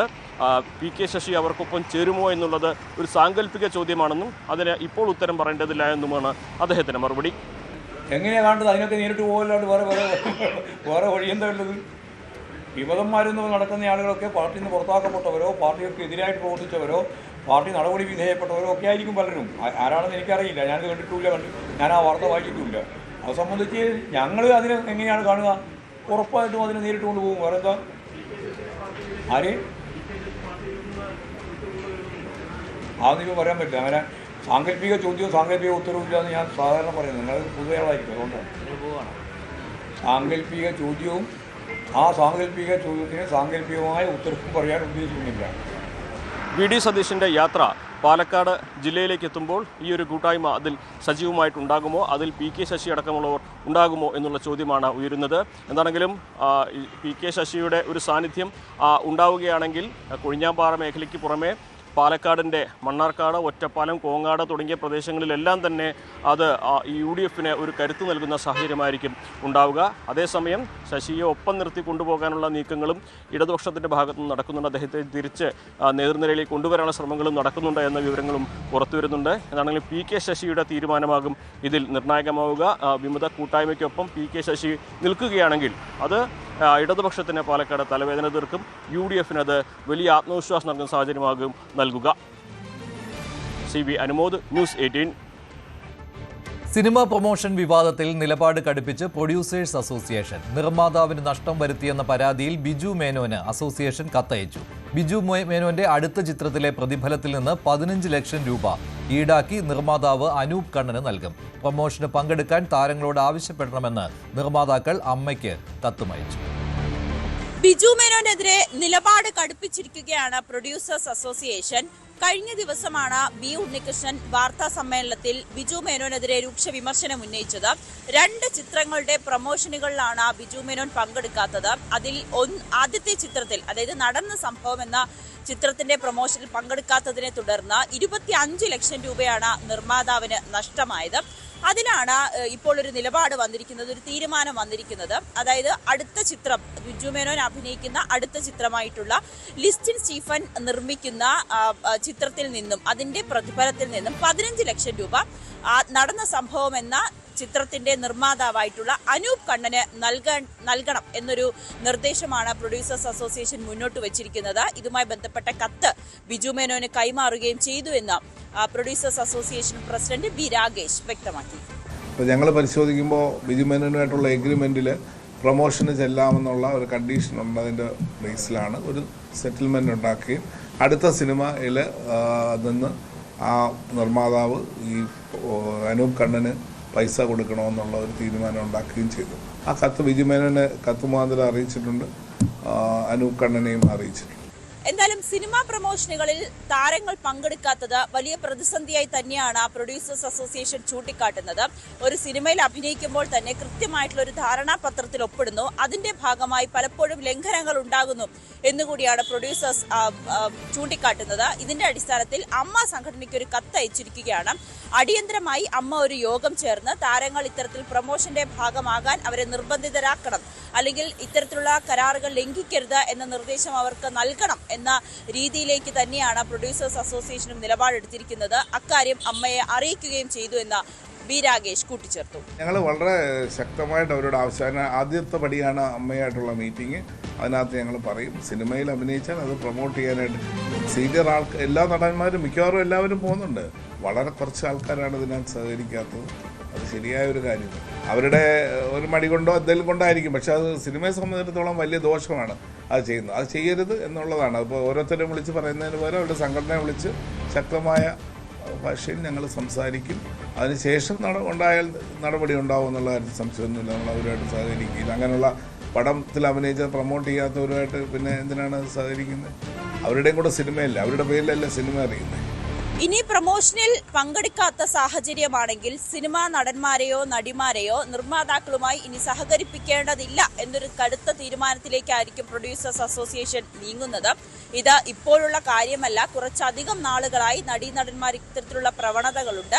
മുൻനിര താരങ്ങളായ പ്രത്യേകിച്ച് മമ്മൂട്ടിയും മോഹൻലാലും ഉൾപ്പെടെയുള്ള പ്രധാനപ്പെട്ട താരങ്ങൾ പ്രമോഷനുകളിൽ വേണ്ട വിധത്തിൽ പങ്കെടുക്കുകയും ഒക്കെ ചെയ്യുന്നുണ്ട്. പിന്നെ എന്തുകൊണ്ടാണ് ഈ യുവ നടീനടന്മാർ ഇത്തരത്തിലൊരു നിലപാട് സ്വീകരിക്കുന്നത് എന്ന് അറിയില്ല എന്ന് കൂടിയാണ് പ്രൊഡ്യൂസേഴ്സ് അസോസിയേഷൻ വ്യക്തമാക്കുന്നത്. Social media influencer Chinnu Pappu എന്ന രേഷ്മയുടെ ആത്മഹത്യ കുടുംബ പ്രശ്നത്തെ തുടർന്നുണ്ടായ മാനസിക സമ്മർദ്ദം കാരണമെന്ന് പ്രാഥമിക കണ്ടെത്തൽ. രേഷ്മയുടെ ആൺ സുഹൃത്തിനെ ചോദ്യം ചെയ്തതിൽ നിർണായക വിവരങ്ങളാണ് പോലീസിന് കിട്ടിയത്. ഇയാളുടെ ഫോൺ പോലീസ് കസ്റ്റഡിയിലെടുത്തു. മൊഴി രേഖപ്പെടുത്തിയ ശേഷം രക്ഷിതാക്കൾക്കൊപ്പം വിട്ടയച്ചു. രേഷ്മയുടെ ഫോണും വിശദമായി പരിശോധനയ്ക്കായി പോലീസ് കസ്റ്റഡിയിലെടുത്തിട്ടുണ്ട്. സോഷ്യൽ മീഡിയ ഇൻഫ്ലുവൻസർ ചിന്നുപാപ്പു എന്ന രേഷ്മ ആത്മഹത്യ ചെയ്ത സംഭവത്തിൽ അസ്വാഭാവികതയൊന്നും പോലീസിന് കണ്ടെത്താൻ സാധിച്ചിട്ടില്ല. ആൺ സുഹൃത്തിനെ വിശദമായി ചോദ്യം ചെയ്തതിൽ നിർണായക വിവരങ്ങൾ ലഭിച്ചിട്ടുണ്ട്. അതായത് കുടുംബ ജീവിതത്തിലുണ്ടായ താളപ്പിഴകൾ, ഇതിൽ വലിയ തോതിലുള്ള മാനസിക സമ്മർദ്ദത്തിലായിരുന്നു രേഷ്മ എന്നാണ് പോലീസ് കണ്ടെത്തൽ. ഏതായാലും ഇതിനെ തുടർന്ന് ആത്മഹത്യ ചെയ്താകാമെന്ന ഒരു നിഗമനത്തിലാണ് പോലീസ് എത്തിയിട്ടുള്ളത്. ആൺ സുഹൃത്തിനെ മണിക്കൂറുകളോളം ചോദ്യം ചെയ്ത് ഇയാളുടെ ഫോൺ കസ്റ്റഡിയിൽ വാങ്ങി രക്ഷിതാക്കൾക്കൊപ്പം പറഞ്ഞേക്കുന്ന സാഹചര്യമാണ് ഉണ്ടായത്. ഏതായാലും പോലീസ് ഇതിന്റെ മറ്റ് വശങ്ങളിലും അന്വേഷണം നടത്തുന്നുണ്ട്. സുഹൃത്തുക്കളെയും ഒപ്പം കുടുംബാംഗങ്ങളും ഉൾപ്പെടെയുള്ള അവരുടെ മൊഴികൾ വരും ദിവസങ്ങളിൽ രേഖപ്പെടുത്തുമെന്നാണ് പോലീസ് പറയുന്നത്. പോസ്റ്റ്മോർട്ടം റിപ്പോർട്ടിലും അസ്വാഭാവികതയൊന്നും കണ്ടെത്താൻ സാധിച്ചിട്ടില്ല. തൂങ്ങിയ മരണമാണെന്നാണ് പോസ്റ്റ്മോർട്ടം റിപ്പോർട്ടിലും പറയുന്നത്. ഏതായാലും ഇവരുടെ ആദ്യ ഭർത്താവ് അവർ വിവാഹമോചനവും അതോടൊപ്പം ഈ ഭർത്താവ് മറ്റൊരു യുവതിക്കൊപ്പം, അതായത് വിവാഹിതയായ മറ്റൊരു യുവതിക്കൊപ്പം താമസം തുടങ്ങിയതുമൊക്കെ ഇവരെ കടുത്ത മാനസിക സമ്മർദ്ദത്തിന് ഇടയാക്കിയെന്നാണ് പോലീസ് അന്വേഷണത്തിൽ മനസ്സിലായത്. അങ്ങനെ ഒരു ആത്മഹത്യയിലേക്ക് നയിച്ചതാകാം എന്ന ഒരു നിഗമനമാണ് ഉള്ളത്. ഏതായാലും ഇവർ കഴിഞ്ഞ ദിവസമാണ് ഇവരുടെ കുടുംബ വീട്ടിൽ നിന്നും പോയതും അവിടെ മകനെ അവിടെ പിതാവിനൊപ്പം ഏൽപ്പിച്ച് ഈ വാടക ക്വാർട്ടേഴ്സിലെത്തുന്ന സാഹചര്യമാണ്. അങ്ങനെയെങ്കിൽ നേരത്തെ തന്നെ ആത്മഹത്യ സംഭവിച്ച് ആലോചന നടത്തിയിട്ടുണ്ടാകാമെന്നും പോലീസ് സംശയിക്കുന്നുണ്ട്. ഏതായാലും കൂടുതൽ ചോദ്യം ചെയ്യലുണ്ടാകും. ഈ രേഷ്മയുടെ മൊബൈൽ ഫോണും വിശദമായ പരിശോധന നടത്തുമെന്നാണ് പോലീസ് വ്യക്തമാക്കുന്നത്. ഈ സഹോദരൻ്റെ പരാതിയിലാണ് പോലീസ് കേസെടുത്ത് ഇത് സംബന്ധിച്ച് അന്വേഷണം നടത്തുന്നത്. എന്തായാലും നിലവിൽ ഇതിൽ അസ്വാഭാവികത ഒന്നും പോലീസിന് കണ്ടെത്താൻ സാധിച്ചിട്ടില്ല. ആൺ സുഹൃത്തിനെ വിശദമായി ചോദ്യം ചെയ്ത് വിട്ടയക്കുന്ന സാഹചര്യമാണ് ഉണ്ടായത്. കൂടുതൽ അന്വേഷണം നടത്തുമെന്നും കാസർഗോഡ് ടൗൺ പോലീസ് അറിയിച്ചു. കെ.വി. ബൈജു, ന്യൂസ് 18, കാസർഗോഡ്. തിരുവല്ല സ്പായിലെ കൂട്ടബലാത്സംഗ കേസിൽ ഒരു പ്രതി കൂടി അറസ്റ്റിലായി. തിരുവല്ല ചുമത്ര സ്വദേശി പ്രശോഭാണ് പിടിയിലായത്. റാന്നിയിൽ നിന്നാണ് പ്രത്യേക അന്വേഷണ സംഘം ഇയാളെ പിടികൂടിയത്. 6 പ്രതികളുള്ള കേസിൽ ഇതുവരെ 4 പേരാണ് പിടിയിലായത്. 2 പേർ ഇപ്പോഴും ഒളിവിലാണ്. ഇവർക്കായുള്ള അന്വേഷണം പോലീസ് ഊർജിതമാക്കി. തിരുവല്ല സ്പായിലെ കൂട്ടബലാത്സംഗവുമായി ബന്ധപ്പെട്ട് ഒരു പ്രതി കൂടി അറസ്റ്റിലായിരിക്കുന്നു. ഇന്നലെ വൈകിട്ടാണ് നിരണം സ്വദേശി തിരുവല്ല നിരണം സ്വദേശി പ്രശോഭനെയാണ് റാന്നിയിൽ നിന്നും പ്രത്യേക അന്വേഷണ സംഘം അറസ്റ്റ് ചെയ്തിട്ടുള്ളത്. ഇതോടെ കേസിൽ അറസ്റ്റിലായ പ്രതികളുടെ എണ്ണം 4ആയി. 6 പേരാണ് ഈ കേസിലുള്ളത്. 2 പേർ ഇപ്പോഴും ഒളിവിലാണ്. നിലവിലത്തെ സാഹചര്യത്തിൽ അറസ്റ്റിലായ ഈ പ്രശോഭിൽ നിന്നും ചില വിവരങ്ങൾ പോലീസിന് ലഭിച്ചിട്ടുണ്ട്.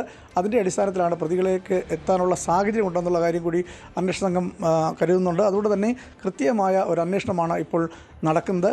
നിലവിലത്തെ സാഹചര്യത്തിൽ കൃത്യം നടന്നതിന് ശേഷം, ഈ കൂട്ടബലാത്സംഗം നടന്നതിന് ശേഷം ഈ പ്രതികളെല്ലാം ഒളിവിൽ പോയത് പരസ്പരം ബന്ധപ്പെടാതെയാണെന്നുള്ള വിവരമാണ് ലഭിക്കുന്നത്. അതുകൊണ്ട് തന്നെ മൊബൈൽ ഫോൺ ആരും ഉപയോഗിച്ചിരുന്നില്ല. അതുകൊണ്ട് തന്നെ ഇവരെ കണ്ടെത്തുക എന്ന് പറയുന്നത് പോലീസിന് വലിയ വെല്ലുവിളിയായിരുന്നു. ആദ്യഘട്ടത്തിൽ തന്നെ 1-ാം പ്രതിയായ മരണസുബിനെയും ഒപ്പം ബെർലിൻ ദാസ് എന്നിവരെ 2 പ്രതികളെയാണ് പോലീസ് പിടികൂടിയത്. പിന്നീടാണ് കഴിഞ്ഞ അടുത്ത ദിവസം ഈ ആലുവയിൽ നിന്നും വരുൺകുമാറിനെ അറസ്റ്റ് ചെയ്തത്. 4-ാമത്തെ പ്രതി പ്രശോഭിനെ ഇന്നലെ റാന്നിയിൽ നിന്നാണ് ഈ അന്വേഷണ സംഘം അറസ്റ്റ് ചെയ്തിട്ടുള്ളത്. എന്തായാലും ഈ കേസുമായി ബന്ധപ്പെട്ട് 6 പ്രതികളിൽ 4 പേരും ഇപ്പോൾ പോലീസിൻ്റെ പിടിയിലായിരിക്കുന്നു. വിശദമായ ചോദ്യം ചെയ്യൽ ഇവരിൽ നടന്നുകൊണ്ടിരിക്കുകയാണ്. കാരണം ഗുണ്ടകളാണിവർ, ക്രിമിനൽ പശ്ചാത്തലമുള്ളവരാണ്. 11ഓളം കേസുകളിലെ പ്രതിയാണ് സുബിൻ എന്ന് വിളിക്കുന്ന സുബിൻ അലക്സാണ്ടർ. മരണ സുബിൻ എന്നാണ് അറിയപ്പെടുന്നത്. എന്തായാലും പോലീസിൻ്റെ ഒരു നോട്ടപ്പുള്ളികൾ തന്നെയാണ് ഇവർ. കാരണം ഈ ക്രിമിനൽ സ്വഭാവം ഏറെ ഉള്ള വ്യക്തികളാണ് ഈ പ്രതികളെല്ലാം. അതുകൊണ്ട് തന്നെ ഏറെ വിവാദമായ ഒരു കേസ് കൂടിയാണ്. പോലീസിനെയും പ്രതിക്കൂട്ടിലാക്കുന്ന തരത്തിലേക്കുള്ള ആരോപണങ്ങൾ ഈ കേസുമായി ബന്ധപ്പെട്ട് പുറത്തു വന്നിരുന്നു. ഗുണ്ടകളും അതുപോലെ തന്നെ പോലീസും തമ്മിൽ അവിശുദ്ധ കൂട്ടുകെട്ടുണ്ട് എന്നുള്ള ആരോപണം വന്നിരുന്നു. അതിൻ്റെയൊക്കെ പശ്ചാത്തലത്തിൽ വിശദമായ ഒരു അന്വേഷണമാണ് പോലീസ് നടന്നത്. അതുകൊണ്ട് തന്നെ പ്രതികളെ കൃത്യമായി എവിടെയുണ്ട്, പ്രതികൾ എവിടെയാണ് ഒളിഞ്ഞിരിക്കുന്നത് എന്നുള്ള കാര്യം കൃത്യമായി മനസ്സിലാക്കിക്കൊണ്ട് തന്നെയാണ് പോലീസ് കൃത്യമായി പ്രതികളെ പിടികൂടുന്നത്. ഇവർ സംസ്ഥാനം വിട്ടു പോയെന്നൊരു സൂചന നേരത്തെ ഉണ്ടായിരുന്നു. എന്നാൽ അതിൽ നിന്ന് വ്യത്യസ്തമായി നേരത്തെ അറസ്റ്റിലായ ആളുകളിൽ നിന്നുള്ള വിവരങ്ങൾ ശേഖരിച്ചുകൊണ്ടാണ് എന്തായാലും ഓരോ പ്രതികളെയും ഇപ്പോൾ പോലീസ് പിടികൂടുന്നത്. ഇനി 2 പേര് മാത്രമാണ് ഈ കേസുമായി ബന്ധപ്പെട്ട് പിടിയിലാകാനുള്ളത്. മാസപ്പടി ഉൾപ്പെടെയുള്ള കാര്യങ്ങൾ പോലീസ് സ്പാ സെൻറ്ററിൽ നിന്നും വാങ്ങിയിരുന്നു എന്നുള്ള കാര്യങ്ങളൊക്കെ ആരോപണമുണ്ട്. ഇതിലൊക്കെ ഒരു ആഭ്യന്തര അന്വേഷണം കൂടി ഈ കേസുമായി ബന്ധപ്പെട്ട് നടക്കുന്നുണ്ട്. നിലവിലത്തെ സാഹചര്യത്തിൽ തിരുവല്ല DSP നേതൃത്വത്തിൽ ഈ അന്വേഷണം ഊർജിതമായി നടക്കുകയാണ്. എല്ലാ പ്രതികളെയും പിടികൂടുന്നുള്ള നടപടിയിലേക്ക് പോലീസ് പോയിരിക്കുന്നു. 2 പ്രതികളാണ് ഉള്ളത്. എന്തായാലും ഈ 2 പേരെ കൂടി ഈ കേസുമായി ബന്ധപ്പെട്ട് ഉടൻ പിടികൂടുമെന്നാണ് നമുക്ക് അറിയാൻ സാധിക്കുന്നത്. ദേശീയ പണിമുടക്ക് നാളെ. പണിമുടക്കിൽ കേരളം പൂർണ്ണമായി സ്തംഭിക്കുമെന്നാണ് സംയുക്ത ട്രേഡ് യൂണിയൻ അറിയിച്ചത്. മാളുകൾ തുറക്കില്ല. ഇടതു യൂണിയനുകൾ പണിമുടക്കുന്ന സാഹചര്യത്തിൽ KSRTC സർവീസ് മുടങ്ങും. തൊഴിലാളി വിരുദ്ധ ലേബർ കോഡുകൾ പിൻവലിക്കുക, മഹാത്മാഗാന്ധി ഗ്രാമീണ തൊഴിലുറപ്പ് പദ്ധതി പുനഃസ്ഥാപിക്കുക അടക്കമുള്ള ആവശ്യങ്ങൾ ഉന്നയിച്ചാണ് ദേശീയ പണിമുടക്ക്. പ്രതിപക്ഷം അവിശ്വാസ നോട്ടീസ് നൽകിയതിന് പിന്നാലെ ലോക്സഭയിൽ നിന്ന് വിട്ടുനിന്ന് സ്പീക്കർ ഓം ബിർള. നോട്ടീസിൽ സഭ തീരുമാനമെടുക്കുന്നതുവരെ ലോക്സഭാ നടപടികളിൽ അധ്യക്ഷത വഹിക്കില്ല. ബജറ്റ് സമ്മേളനത്തിന്റെ 2ാം ഘട്ടത്തിൽ നോട്ടീസ് പരിഗണിക്കും. തൃണമൂൽ കോൺഗ്രസ് ഒഴികെയുള്ള പ്രതിപക്ഷ പാർട്ടികളിലെ 118 അംഗങ്ങൾ ഒപ്പിട്ട നോട്ടീസ് ഇന്നലെ ഉച്ചയ്ക്കാണ് ലോക്സഭാ സെക്രട്ടറി ജനറൽ ഉൽപ്പൽ കുമാർ സിംഗിന് നൽകിയത്. സഭയിൽ ബജറ്റിന്മേലുള്ള ചർച്ച തുടരുകയാണ്. ചോറ്റാനിക്കരയിലെ 16 വയസ്സുകാരി ആദിത്യയുടെ മരണം അന്വേഷിക്കാൻ പ്രത്യേക അന്വേഷണ സംഘം രൂപീകരിച്ചു. പുത്തൻകുരിശ് DYSPയുടെ നേതൃത്വത്തിലാണ് അന്വേഷണം. നേരത്തെ പോലീസ് അന്വേഷണത്തിൽ അധ്യാപകനും കുടുംബവും അതൃപ്തി പ്രകടിപ്പിച്ചു. കാലിക്കറ്റ് സർവകലാശാലയ്ക്ക് സമീപം വീട്ടിൽ സൂക്ഷിച്ച രാസലഹരി മരുന്ന് പിടികൂടി. വിളക്കാഞ്ചേരിയിൽ നിന്ന് 1 കോടിയോളം വില വരുന്ന MDMA ആണ് പിടികൂടിയത്. ചേലാമ്പ്ര സ്വദേശി പെരിഞ്ചിക്കര അസീസിന്റെ വീട്ടിൽ നിന്നാണ് 1.16 കിലോ MDMA പിടികൂടിയത്. ചൊവ്വാഴ്ച ഉച്ചയോടെ ഡാൻസാബ് സംഘവും തേഞ്ഞിപ്പലം പോലീസും സംയുക്തമായി നടത്തിയ പരിശോധനയിലാണ് ലഹരി മരുന്ന് പിടികൂടിയത്. സോഷ്യൽ മീഡിയയിൽ വൈറലായ സൈലൻസറിലൂടെ തീ പാറിക്കുന്ന കാർ കണ്ടെത്തി. മുഖത്തലയിലെ വർക്ക്ഷോപ്പിൽ നിന്നാണ് മോട്ടോർ വാഹന വകുപ്പ് കാർ കണ്ടെത്തിയത്. പള്ളിക്കൽ സ്വദേശി മുഹമ്മദ് ഇർഫാന്റേതാണ് വാഹനം. വാഹനത്തിന്റെ രജിസ്ട്രേഷൻ 2 വർഷത്തേക്ക് റദ്ദ് ചെയ്യും. കഴിഞ്ഞ ദിവസമായിരുന്നു കൊല്ലത്ത് ഒരു വിവാഹ ചടങ്ങിൽ എത്തിച്ച ഒരു വാഹനം വലിയ രീതിയിൽ തീ തുപ്പുന്ന തരത്തിലുള്ള ദൃശ്യങ്ങൾ പുറത്തു വന്നത്. ആഡംബര വാഹനമായിരുന്നു ഇത്. ഈവൻറ്റ് മാനേജ്മെൻറ്റ് ഇത്തരം വാഹനങ്ങൾ അവർക്കായി നൽകിയതാണെന്നാണ് നമുക്ക് അറിയാൻ കഴിയുന്നത്. ആ ദൃശ്യങ്ങളിൽ തന്നെ വ്യക്തമാണ് വാഹനത്തിൻ്റെ പിൻഭാഗത്തു നിന്നും ഉഗ്ര ശബ്ദത്തോടു കൂടി വലിയ രീതിയിലുള്ള തീ പുറത്തേക്ക് വരുന്നതാണ് കാണാൻ കഴിയുന്നത്. ആഡംബരത്തിനായിട്ട് ഉപയോഗിക്കുന്ന ഒരു കാറാണ്. ഇതിൻ്റെ ദൃശ്യങ്ങൾ പ്രചരിച്ചതോടുകൂടി കൊല്ലം എൻഫോഴ്സ്മെൻറ്റ് ആർടിയുടെ നേതൃത്വത്തിലുള്ള സംഘം അന്വേഷണം ആരംഭിച്ചിരുന്നു. കഴിഞ്ഞ ദിവസം ഈ വാഹനം കൈയോടെ പിടികൂടുകയും ചെയ്തു. ഈ വാഹനം മുഖത്തലയിലുള്ള ഒരു വർക്ക്ഷോപ്പിൽ കയറ്റിയിട്ടിരിക്കുകയായിരുന്നു. ഇതിൻ്റെ രൂപം മാറ്റുന്നതിന് വേണ്ടിയായിരുന്നു. കാരണം ഇത് നിയമത്തിൽ നിന്നും പിടിക്കപ്പെടും എന്ന് ബോധ്യമായതുകൊണ്ടാണ് ഇതിൻ്റെ ഉടമ ഇത്തരത്തിലുള്ള ഒരു നടപടിയിലേക്ക് നീങ്ങിയതെന്നാണ് നമുക്ക് എൻഫോഴ്സ്മെൻറ്റ് ആർടിയിൽ നിന്നും അറിയാൻ കഴിയുന്നത്. ഈ വാഹനം പൂർണ്ണമായും ഇതിൻ്റെ കളർ മാറ്റി ഇതിൽ ഘടിപ്പിച്ചിരുന്ന ഉപകരണം അവർ നീക്കം ചെയ്യാനുള്ള നടപടിയിലേക്ക് നീങ്ങിയ സമയത്തായിരുന്നു എൻഫോഴ്സ്മെൻറ്റ് അവിടെ എത്തുകയും വാഹനം കൈയോടെ പിടികൂടുകയും ചെയ്തത്. ഇത് മുഹമ്മദ് ഇർഫാൻ എന്നു പേരുള്ള ഒരാളുടെ ഉടമസ്ഥയിലുള്ള വാഹനമാണെന്നാണ് എൻഫോഴ്സ്മെൻറ്റ് കണ്ടെത്തിയത്. ഇതിൻ്റെ വാഹനത്തിൻ്റെ ഫിറ്റ്നസ് അടക്കം ഇപ്പോൾ റദ്ദ് ചെയ്തിട്ടുണ്ട്. ഈ വാഹനത്തിൻ്റെ ഉടമയുടെ ലൈസൻസും റദ്ദ് ചെയ്തിട്ടുണ്ട്. കാരണം ഇത് വലിയ അപകടം ഉണ്ടാക്കുന്ന തരത്തിലാണ് ഈ വാഹനം കൊണ്ടുവന്നത്. ഇതിൻ്റെ അത്തരത്തിലുള്ള ഉപകരണങ്ങളാണ് ഇതിൽ ഘടിപ്പിച്ചിരുന്നതെന്നാണ് എൻഫോഴ്സ്മെൻറ്റ് കണ്ടെത്തിയിരിക്കുന്നത്. ജില്ലയിൽ ഇത്തരത്തിലുള്ള സംഭവങ്ങൾ ആവർത്തിക്കുന്ന ഒരു സാഹചര്യം നിലനിൽക്കുന്നുണ്ട്. കഴിഞ്ഞ ദിവസം കൊല്ലം ചിതറയിലും സമാനമായ രീതിയിൽ ഭീകരാന്തരീക്ഷം സൃഷ്ടിച്ച് നിരത്തുകളിലൂടെ വലിയ രീതിയിൽ കാറുകൾ ചീറിപ്പാഞ്ഞ സാഹചര്യം ഉണ്ടായിരുന്നു. ഈ കാറിനകത്തും ഇത്തരത്തിലുള്ള ഉപകരണങ്ങൾ ഘടിപ്പിച്ചതായിട്ടാണ് അറിയാൻ കഴിയുന്നത്. ഇതിൻ്റെ ദൃശ്യങ്ങളും പോലീസിന് ലഭ്യമാക്കിയിട്ടുണ്ട്. ചിതറയിൽ പാങ്ങോട് സ്വദേശികളായ 2 പേരാണ് വാഹനം ഓടിച്ചതെന്നാണ് പറയപ്പെടുന്നത്. ഇതിൻ്റെ CCTV ദൃശ്യങ്ങളടക്കം പ്രചരിച്ചിട്ടുണ്ട്. ചിതറ പോലീസ് ഈ വാഹനം പിടികൂടുകയും ചെയ്തു എന്നാണ് അറിയുന്നത്. ഇതിൽ ഈ വാഹനം ഓടിച്ചിരുന്നവർക്കായിട്ടുള്ള അന്വേഷണം ആരംഭിച്ചിട്ടുണ്ട്. എൻഫോഴ്സ്മെൻറ്റ് ഇത്തരത്തിലുള്ള നിയമലംഘനങ്ങൾ കണ്ടെത്തുന്നതിന് വേണ്ടിയുള്ള വലിയ രീതിയിലുള്ള അന്വേഷണങ്ങൾ ആരംഭിച്ചിട്ടുണ്ട്. ഉടൻ തന്നെ ഇത്തരത്തിലുള്ള നിയമലംഘനം നടത്തുന്നവരെ കൈയോടെ പിടികൂടുകയും തക്കതായ ശിക്ഷ അവർക്ക് ലഭ്യമാവുകയും അതുപോലെ തന്നെ വലിയ രീതിയിലുള്ള പിഴ ചുമത്തുകയും ചെയ്യുമെന്നാണ് എൻഫോഴ്സ്മെൻറ്റ് RTO ദിലു അറിയിച്ചിരിക്കുന്നത്. എസ് വിനീഷ്, News 18 കൊല്ലം. വയനാട്ടിൽ പ്രഖ്യാപിച്ച വീടുകളുടെ തറക്കല്ല് പോലും ഇടാതെയാണ് VD സതീശൻ സംസാരിക്കുന്നതെന്ന് CPM സംസ്ഥാന സെക്രട്ടറി MV ഗോവിന്ദൻ. 230 വീടുകളാണ് അവർ നിർമ്മിക്കുമെന്ന് പറഞ്ഞത്. ഒരു വീടിന്റെ പണി പോലും തുടങ്ങിയിട്ടില്ല. സർക്കാർ നിർമ്മിച്ച 178 വീടുകൾ ഉടൻ കൈമാറുമെന്നും MV ഗോവിന്ദൻ അവകാശപ്പെട്ടു.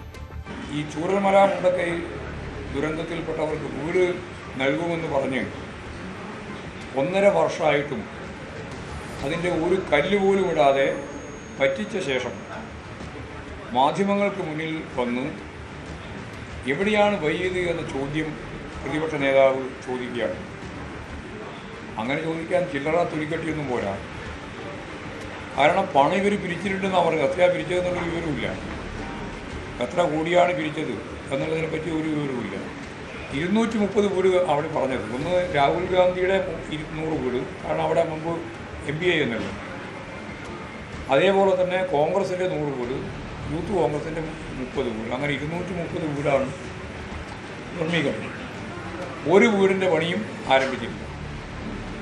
അതിന് അവർ പറയുന്നത് ഞങ്ങൾ ഗവൺമെൻറ്റിൻ്റെ മുന്നിൽ, സർക്കാരിൻ്റെ മുന്നിൽ വീട് നിർമ്മിക്കാൻ ഭൂമി കണ്ടെത്തി നൽകണമെന്ന് പറഞ്ഞു. അത് തരാതുകൊണ്ടാണ് APCCയുടെ വീട് നിർമ്മാണം വൈകിയത് എന്ന കല്ലുവെച്ച നുണയാണ്. ഈ നുണയാണ് പറഞ്ഞുകൊണ്ടിരിക്കുന്നത്. കാരണം പ്രതിപക്ഷ നേതാവും ഉപനേതാവും ഉൾപ്പെടെ പങ്കെടുത്ത ഔദ്യോഗിക യോഗത്തിൽ ഗവൺമെൻറ് തന്നെ പണം കൊടുത്ത് ഭൂമി വാങ്ങുകയും ചെയ്തു. അപ്പോൾ ഗവൺമെൻറ്റിന് എവിടെയാണ് ഭൂമി കൊടുക്കാൻ പറ്റുക? അതുകൊണ്ട് പുറത്തുള്ള ഏജൻസികൾക്കൊന്നും ഭൂമി നൽകുന്ന കാര്യം ഞങ്ങൾ ആലോചിക്കുന്നില്ല എന്ന് ഔദ്യോഗികമായി വിളിച്ചു ചേർത്ത യോഗത്തിൽ തന്നെ കൃത്യമായിട്ട് പറഞ്ഞിട്ടുണ്ട്. കോഴിക്കോട് നടുവണ്ണൂരിൽ വാഹനാപകടത്തിൽ യുവാവ് മരിച്ചു. പേരാമ്പ്ര സ്വദേശി അശ്വിൻ രാജാണ് മരിച്ചത്. നടുവണ്ണൂർ കരവണ്ണൂർ ഭാഗത്താണ് ബൈക്കും കാറും കൂട്ടിയിടിച്ചത്. ഓസ്ട്രേലിയയിൽ പഠിക്കുന്ന അശ്വിൻ 2 ദിവസം മുമ്പാണ് നാട്ടിലെത്തിയത്. അപകടത്തിന്റെ CCTV ദൃശ്യം പുറത്തു വന്നിട്ടുണ്ട്.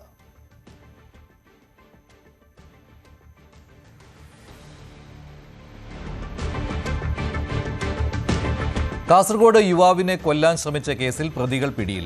ചെർക്കള കൊലാച്ചിയെടുക്കത്തെ ഹാരിസിനെ മാരകായുധങ്ങളുമായി ആക്രമിച്ച കേസിലാണ് പ്രതികൾ പിടിയിലായത്. കോഴിക്കോട് കുറ്റ്യാടിയിൽ ഒളിവിൽ കഴിയവെയാണ് പ്രതികളെ പിടിച്ചത്.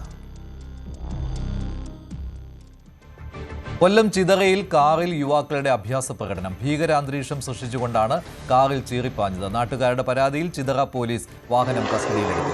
ചിതറ വാഴപ്പണ സ്വദേശിയുടെ ഉടമസ്ഥതയിലുള്ളതാണ് വാഹനം. പാങ്ങോട് സ്വദേശികളായ യുവാക്കളാണ് വാഹനം ഓടിച്ചത്. ഇവർക്കായി അന്വേഷണം തുടരുകയാണ്.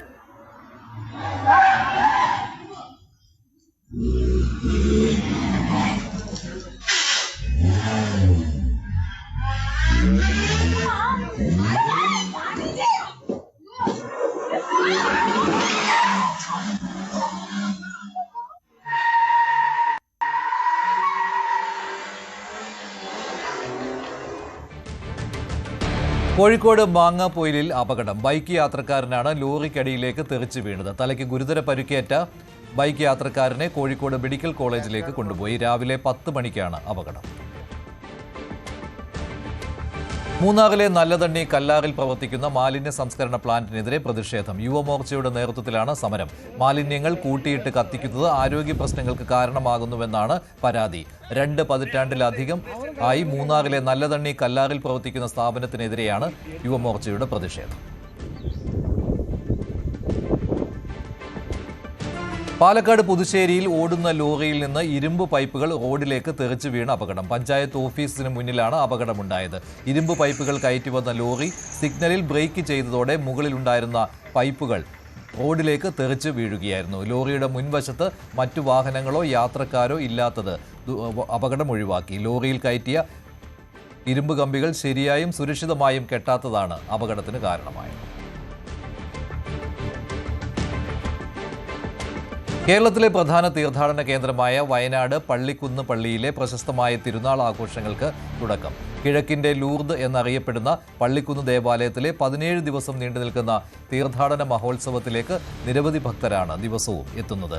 തിരുനാളിനോടനുബന്ധിച്ച് വിപുലമായ ഒരുക്കങ്ങളാണ് ജില്ലയിൽ പൂർത്തിയാക്കിയിരിക്കുന്നത്. ഫെബ്രുവരി 2-ാം തീയതി കൊടിയേറിയ വയനാട്ടിലെ പള്ളിക്കുന്ന് പെരുന്നാൾ അതിന്റെ പ്രധാന ആഘോഷങ്ങളിലേക്ക് കടക്കുകയാണ്. 1908 ഫ്രഞ്ച് മിഷണറിയായ ഫാദർ ജെഫ്രിനോ സ്ഥാപിച്ച ഈ ദേവാലയം ഇന്ന് കേരളത്തിലെ തന്നെ അറിയപ്പെടുന്ന തീർത്ഥാടന കേന്ദ്രങ്ങളിൽ ഒന്നാണ്. കോഴിക്കോട് രൂപതയ്ക്ക് കീഴിലുള്ള പള്ളിയിലെ പ്രധാന തിരുനാൾ ഈ മാസം 10, 11 തീയതികളിലാണ് നടക്കുന്നത്. ഇതിനോടനുബന്ധിച്ച് ഗജവീരന്മാർ അണിനിരക്കുന്ന പ്രദക്ഷിണം, നേർച്ച ഭക്ഷണം, വിവിധ നേർച്ച കാഴ്ചകൾ എന്നിവ ഒരുക്കിയിട്ടുണ്ട്. ജാതിമത ഭേദമന്യേ ലക്ഷക്കണക്കിന് ഭക്തരാണ് ഓരോ വർഷവും ഇവിടേക്ക് എത്തുന്നത്. വയനാടിന്റെ മഹോത്സവം എന്നാണ് ഈ തിരുനാളിനെ അറിയപ്പെടുന്നത്. വയനാടിന്റെ വിവിധ പ്രദേശങ്ങളിൽ നിന്ന്, ജില്ലയിലെ വിവിധ പ്രദേശങ്ങളിൽ നിന്നും അതുപോലെ തന്നെ നമ്മുടെ കേരളത്തിന്റെ വിവിധ പ്രദേശങ്ങളിൽ നിന്നുമൊക്കെ ഒത്തിരി തീർത്ഥാടകര്, ഒത്തിരി ഭക്തര്, നാനാജാതി മതസ്ഥര് ഇവിടെ വന്ന് പ്രാർത്ഥിച്ച് അനുഗ്രഹങ്ങൾ തേടി പോകാറുണ്ട്. ഭക്തജനങ്ങളുടെ തിരക്ക് കണക്കിലെടുത്ത് KSRTC ജില്ലയുടെ വിവിധ ഭാഗങ്ങളിൽ നിന്നും പള്ളിക്കുന്നിലേക്ക് പ്രത്യേക സർവീസുകൾ നടത്തുന്നുണ്ട്. 17 ദിവസം നീണ്ടു നിൽക്കുന്ന ആഘോഷങ്ങൾ ഫെബ്രുവരി 18-ന് സമാപിക്കും. മറ്റ് തീർത്ഥാടന കേന്ദ്രങ്ങളിൽ നിന്നും വ്യത്യസ്തമായ ആചാരാനുഷ്ഠാനങ്ങളാണ് ഈ പള്ളിക്കുന്ന് ലൂർദ്മാല ദേവാലയത്തിൽ നടക്കുന്നത്. അതുകൊണ്ട് തന്നെ കേരളത്തിന് പുറത്തു നിന്നുമായി ലക്ഷക്കണക്കിന് ആളുകളാണ് ഈ 18 ദിവസത്തെ ആഘോഷവേളകളിൽ ഇവിടെ പങ്കെടുക്കുന്നത്. വയനാട്ടിലെ പള്ളിക്കുന്ന് നിന്നും ജയരാജ് ബത്തേരി, ന്യൂസ് 18 വയനാട്. വയനാട്ടിലെ നെൽകർഷകർ പ്രതിസന്ധിയിൽ. കൊയ്ത്ത് കഴിഞ്ഞ പാടശേഖരങ്ങളിൽ വൈക്കോൽ കെട്ടുകൾ ആവശ്യക്കാരില്ലാതെ കെട്ടിക്കിടക്കുന്നതാണ് കർഷകരെ ദുരിതത്തിലാക്കുന്നത്. ക്ഷീരമേഖലയിലെ തളർച്ചയും അയൽ സംസ്ഥാനങ്ങളിൽ നിന്നുള്ള ചോളത്തണ്ടിന്റെ വരവുമാണ് വൈക്കോൽ വിപണിയെ ബാധിച്ചത്. വൈക്കോൽ വിറ്റഴിക്കാൻ കൃഷിവകുപ്പ് അടിയന്തരമായി ഇടപെടണമെന്നാണ് കർഷകർ ആവശ്യപ്പെടുന്നത്. മുൻ വർഷങ്ങളിലെല്ലാം കൊയ്ത്തിനു മുൻപ് തന്നെ കച്ചവടമായിരുന്ന വൈക്കോലിന് ആവശ്യക്കാർ കുറയുന്നത് വയനാട്ടിലെ നെൽകർഷകർക്ക് തിരിച്ചടിയാകുന്നു. നെല്ല് കൊയ്ത് മെതിച്ച് റോളാക്കി പാടത്ത് സൂക്ഷിച്ചിരിക്കുന്ന വൈക്കോൽ അതേപടിയിരിക്കുന്ന കാഴ്ചയാണ് വയനാട്ടിലെ പല പാടശേഖരങ്ങളിലും ഉള്ളത്. കാട്ടാന ശല്യമുള്ള പ്രദേശങ്ങളിൽ വിറ്റുപോകാത്ത വൈക്കോലിന് കാവലിരിക്കേണ്ട അവസ്ഥയാണ് കർഷകർക്കുള്ളത്. വൈക്കോൽ വിറ്റാൽ മാത്രമേ നെൽകൃഷിയിൽ മുടക്കുമുതലെങ്കിലും ലഭിക്കുകയുള്ളൂ. ഫാമുകാരും ക്ഷീരകർഷകരുമാണ് വൈക്കോൽ വാങ്ങിയിരുന്നത്. എന്നാൽ ക്ഷീരകൃഷി നഷ്ടത്തിലായതിനാൽ പശു വളർത്തൽ ഉപേക്ഷിച്ചവരുടെ എണ്ണം കൂടിയതും മുൻപ് നടത്തിയിരുന്ന പല വലിയ ഫാമുകളും നഷ്ടം മൂലം പശുക്കളെ വിറ്റ് ഒഴിവാക്കി പൂട്ടിയതുമെല്ലാം വൈക്കോലിന് ആവശ്യക്കാർ കുറയുന്നതിന് കാരണമായതായി കർഷകർ പറയുന്നു. ഇപ്പോൾ നെൽകൃഷിക്ക് ശേഷം പാടശേഖരങ്ങളിലെല്ലാം വൈക്കോലുകൾ കൂട്ടിയിട്ടിരിക്കുകയാണ്. കാരണം ആവശ്യക്കാരില്ല. ആദ്യം ക്ഷീരകർഷകരെല്ലാവരും അതുപോലെ ഇഞ്ചി കർഷകരെല്ലാവരും വൈക്കോൽ നേരത്തെ തന്നെ ബുക്ക് ചെയ്തിടുമായിരുന്നു. എന്നാൽ ഇപ്പോൾ കർണാടകയിൽ നിന്നൊക്കെ ഈ ചോളത്തണ്ടുകളും മറ്റു തീറ്റകളെല്ലാം കൂടുതൽ ഇറങ്ങിയതോടുകൂടി ആർക്കും ഈ വൈക്കോലുകൾ വേണ്ടാതായി. കർഷകരിൽ നിന്ന് ക്ഷീരസംഘങ്ങൾ വൈക്കോൽ വാങ്ങി സംഭരിക്കണമെന്ന നിർദ്ദേശമുണ്ടെങ്കിലും പലയിടങ്ങളിലും ഇതുവരെ നടപ്പായിട്ടില്ല. വൈക്കോൽ ആവശ്യത്തിലേറെ ലഭ്യമാണെങ്കിലും കർണാടകയിൽ നിന്നുള്ള ചോളത്തണ്ട് വരവിന് കുറവില്ല. കൃഷി വകുപ്പോ മൃഗസംരക്ഷണ വകുപ്പോ മുഖേന കർഷകരുടെ പക്കൽ വിൽക്കാതെ കിടക്കുന്ന വൈക്കോൽ ശേഖരിക്കണമെന്നാണ് കർഷകരുടെ ആവശ്യം. ഇഞ്ചി കൃഷി ആരംഭിച്ചാൽ വൈക്കോലിന് ആവശ്യക്കാർ എത്തുമെന്ന പ്രതീക്ഷയിലാണ് കർഷകർ. ജയരാജ് ബത്തേരി, ന്യൂസ് 18 വയനാട്. ജിടെക് എഡ്യൂക്കേഷൻ 25ാം വാർഷികത്തോടനുബന്ധിച്ച് മെഗാ ഡ്രോൺ ഷോയിലൂടെ ലോഗോ പുറത്തിറക്കി. കോഴിക്കോട് ബീച്ചിൽ ജിടെക് @25 എന്ന പേരിലായിരുന്നു പരിപാടി സംഘടിപ്പിച്ചത്. കമ്പ്യൂട്ടർ വിദ്യാഭ്യാസത്തിൽ തുടങ്ങിയ ആധുനിക സാങ്കേതിക വിദ്യാഭ്യാസ പഠനത്തിൽ എത്തി നിൽക്കുമ്പോൾ മാറുന്ന ടെക്നോളജിയുടെ പിൻബലത്തിലൂടെയാണ് ലോഗോ പ്രകാശനം. ജിടെക് chairman and managing director Baharoof Manaludi, executive ഡയറക്ടർമാരായ മിഷാൽ അബൂബക്കർ, മെഹന ഹിലാൽ തുടങ്ങിയവരുടെ സാന്നിധ്യത്തിലായിരുന്നു ലോഞ്ചിങ്. ഞാന് ഈ കോഴിക്കോട് മണ്ണിൽ ജനിച്ച് വളർന്ന് കോഴിക്കോട് എന്റെ മനസ്സിന്റെ ഉള്ളിൽ വന്നിട്ടുള്ള ഒരാളാണ്. 2001 ഇതേ കോഴിക്കോട് ബീച്ചിൽ വെച്ചിട്ടാണ് അന്ന് നമ്മൾ ജിടെക് ലോഞ്ച് ചെയ്തിട്ടുണ്ടായിരുന്നത്. By the grace of almighty, അൽഹംദുലില്ലാഹ്, today we are all over the world. അതിനുവേണ്ടി ഞാൻ പ്രത്യേകമായിട്ട് നന്ദി പറയുന്ന ഒരുപാട് ആൾക്കാരുണ്ട്. അധികം സമയമെടുക്കുന്നില്ല. ഒന്ന്, the one and only Almighty. 2, എന്റെ ഉമ്മ.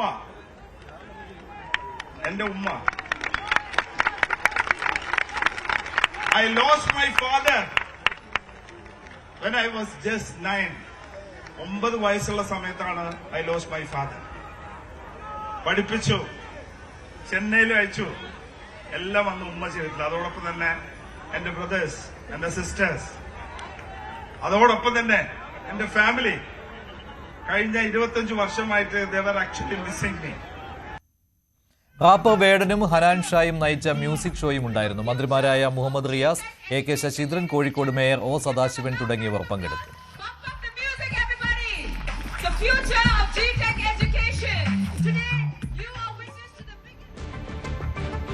ഇടവേളയ്ക്ക് ശേഷം സ്പോട്ട്ലൈറ്റ്.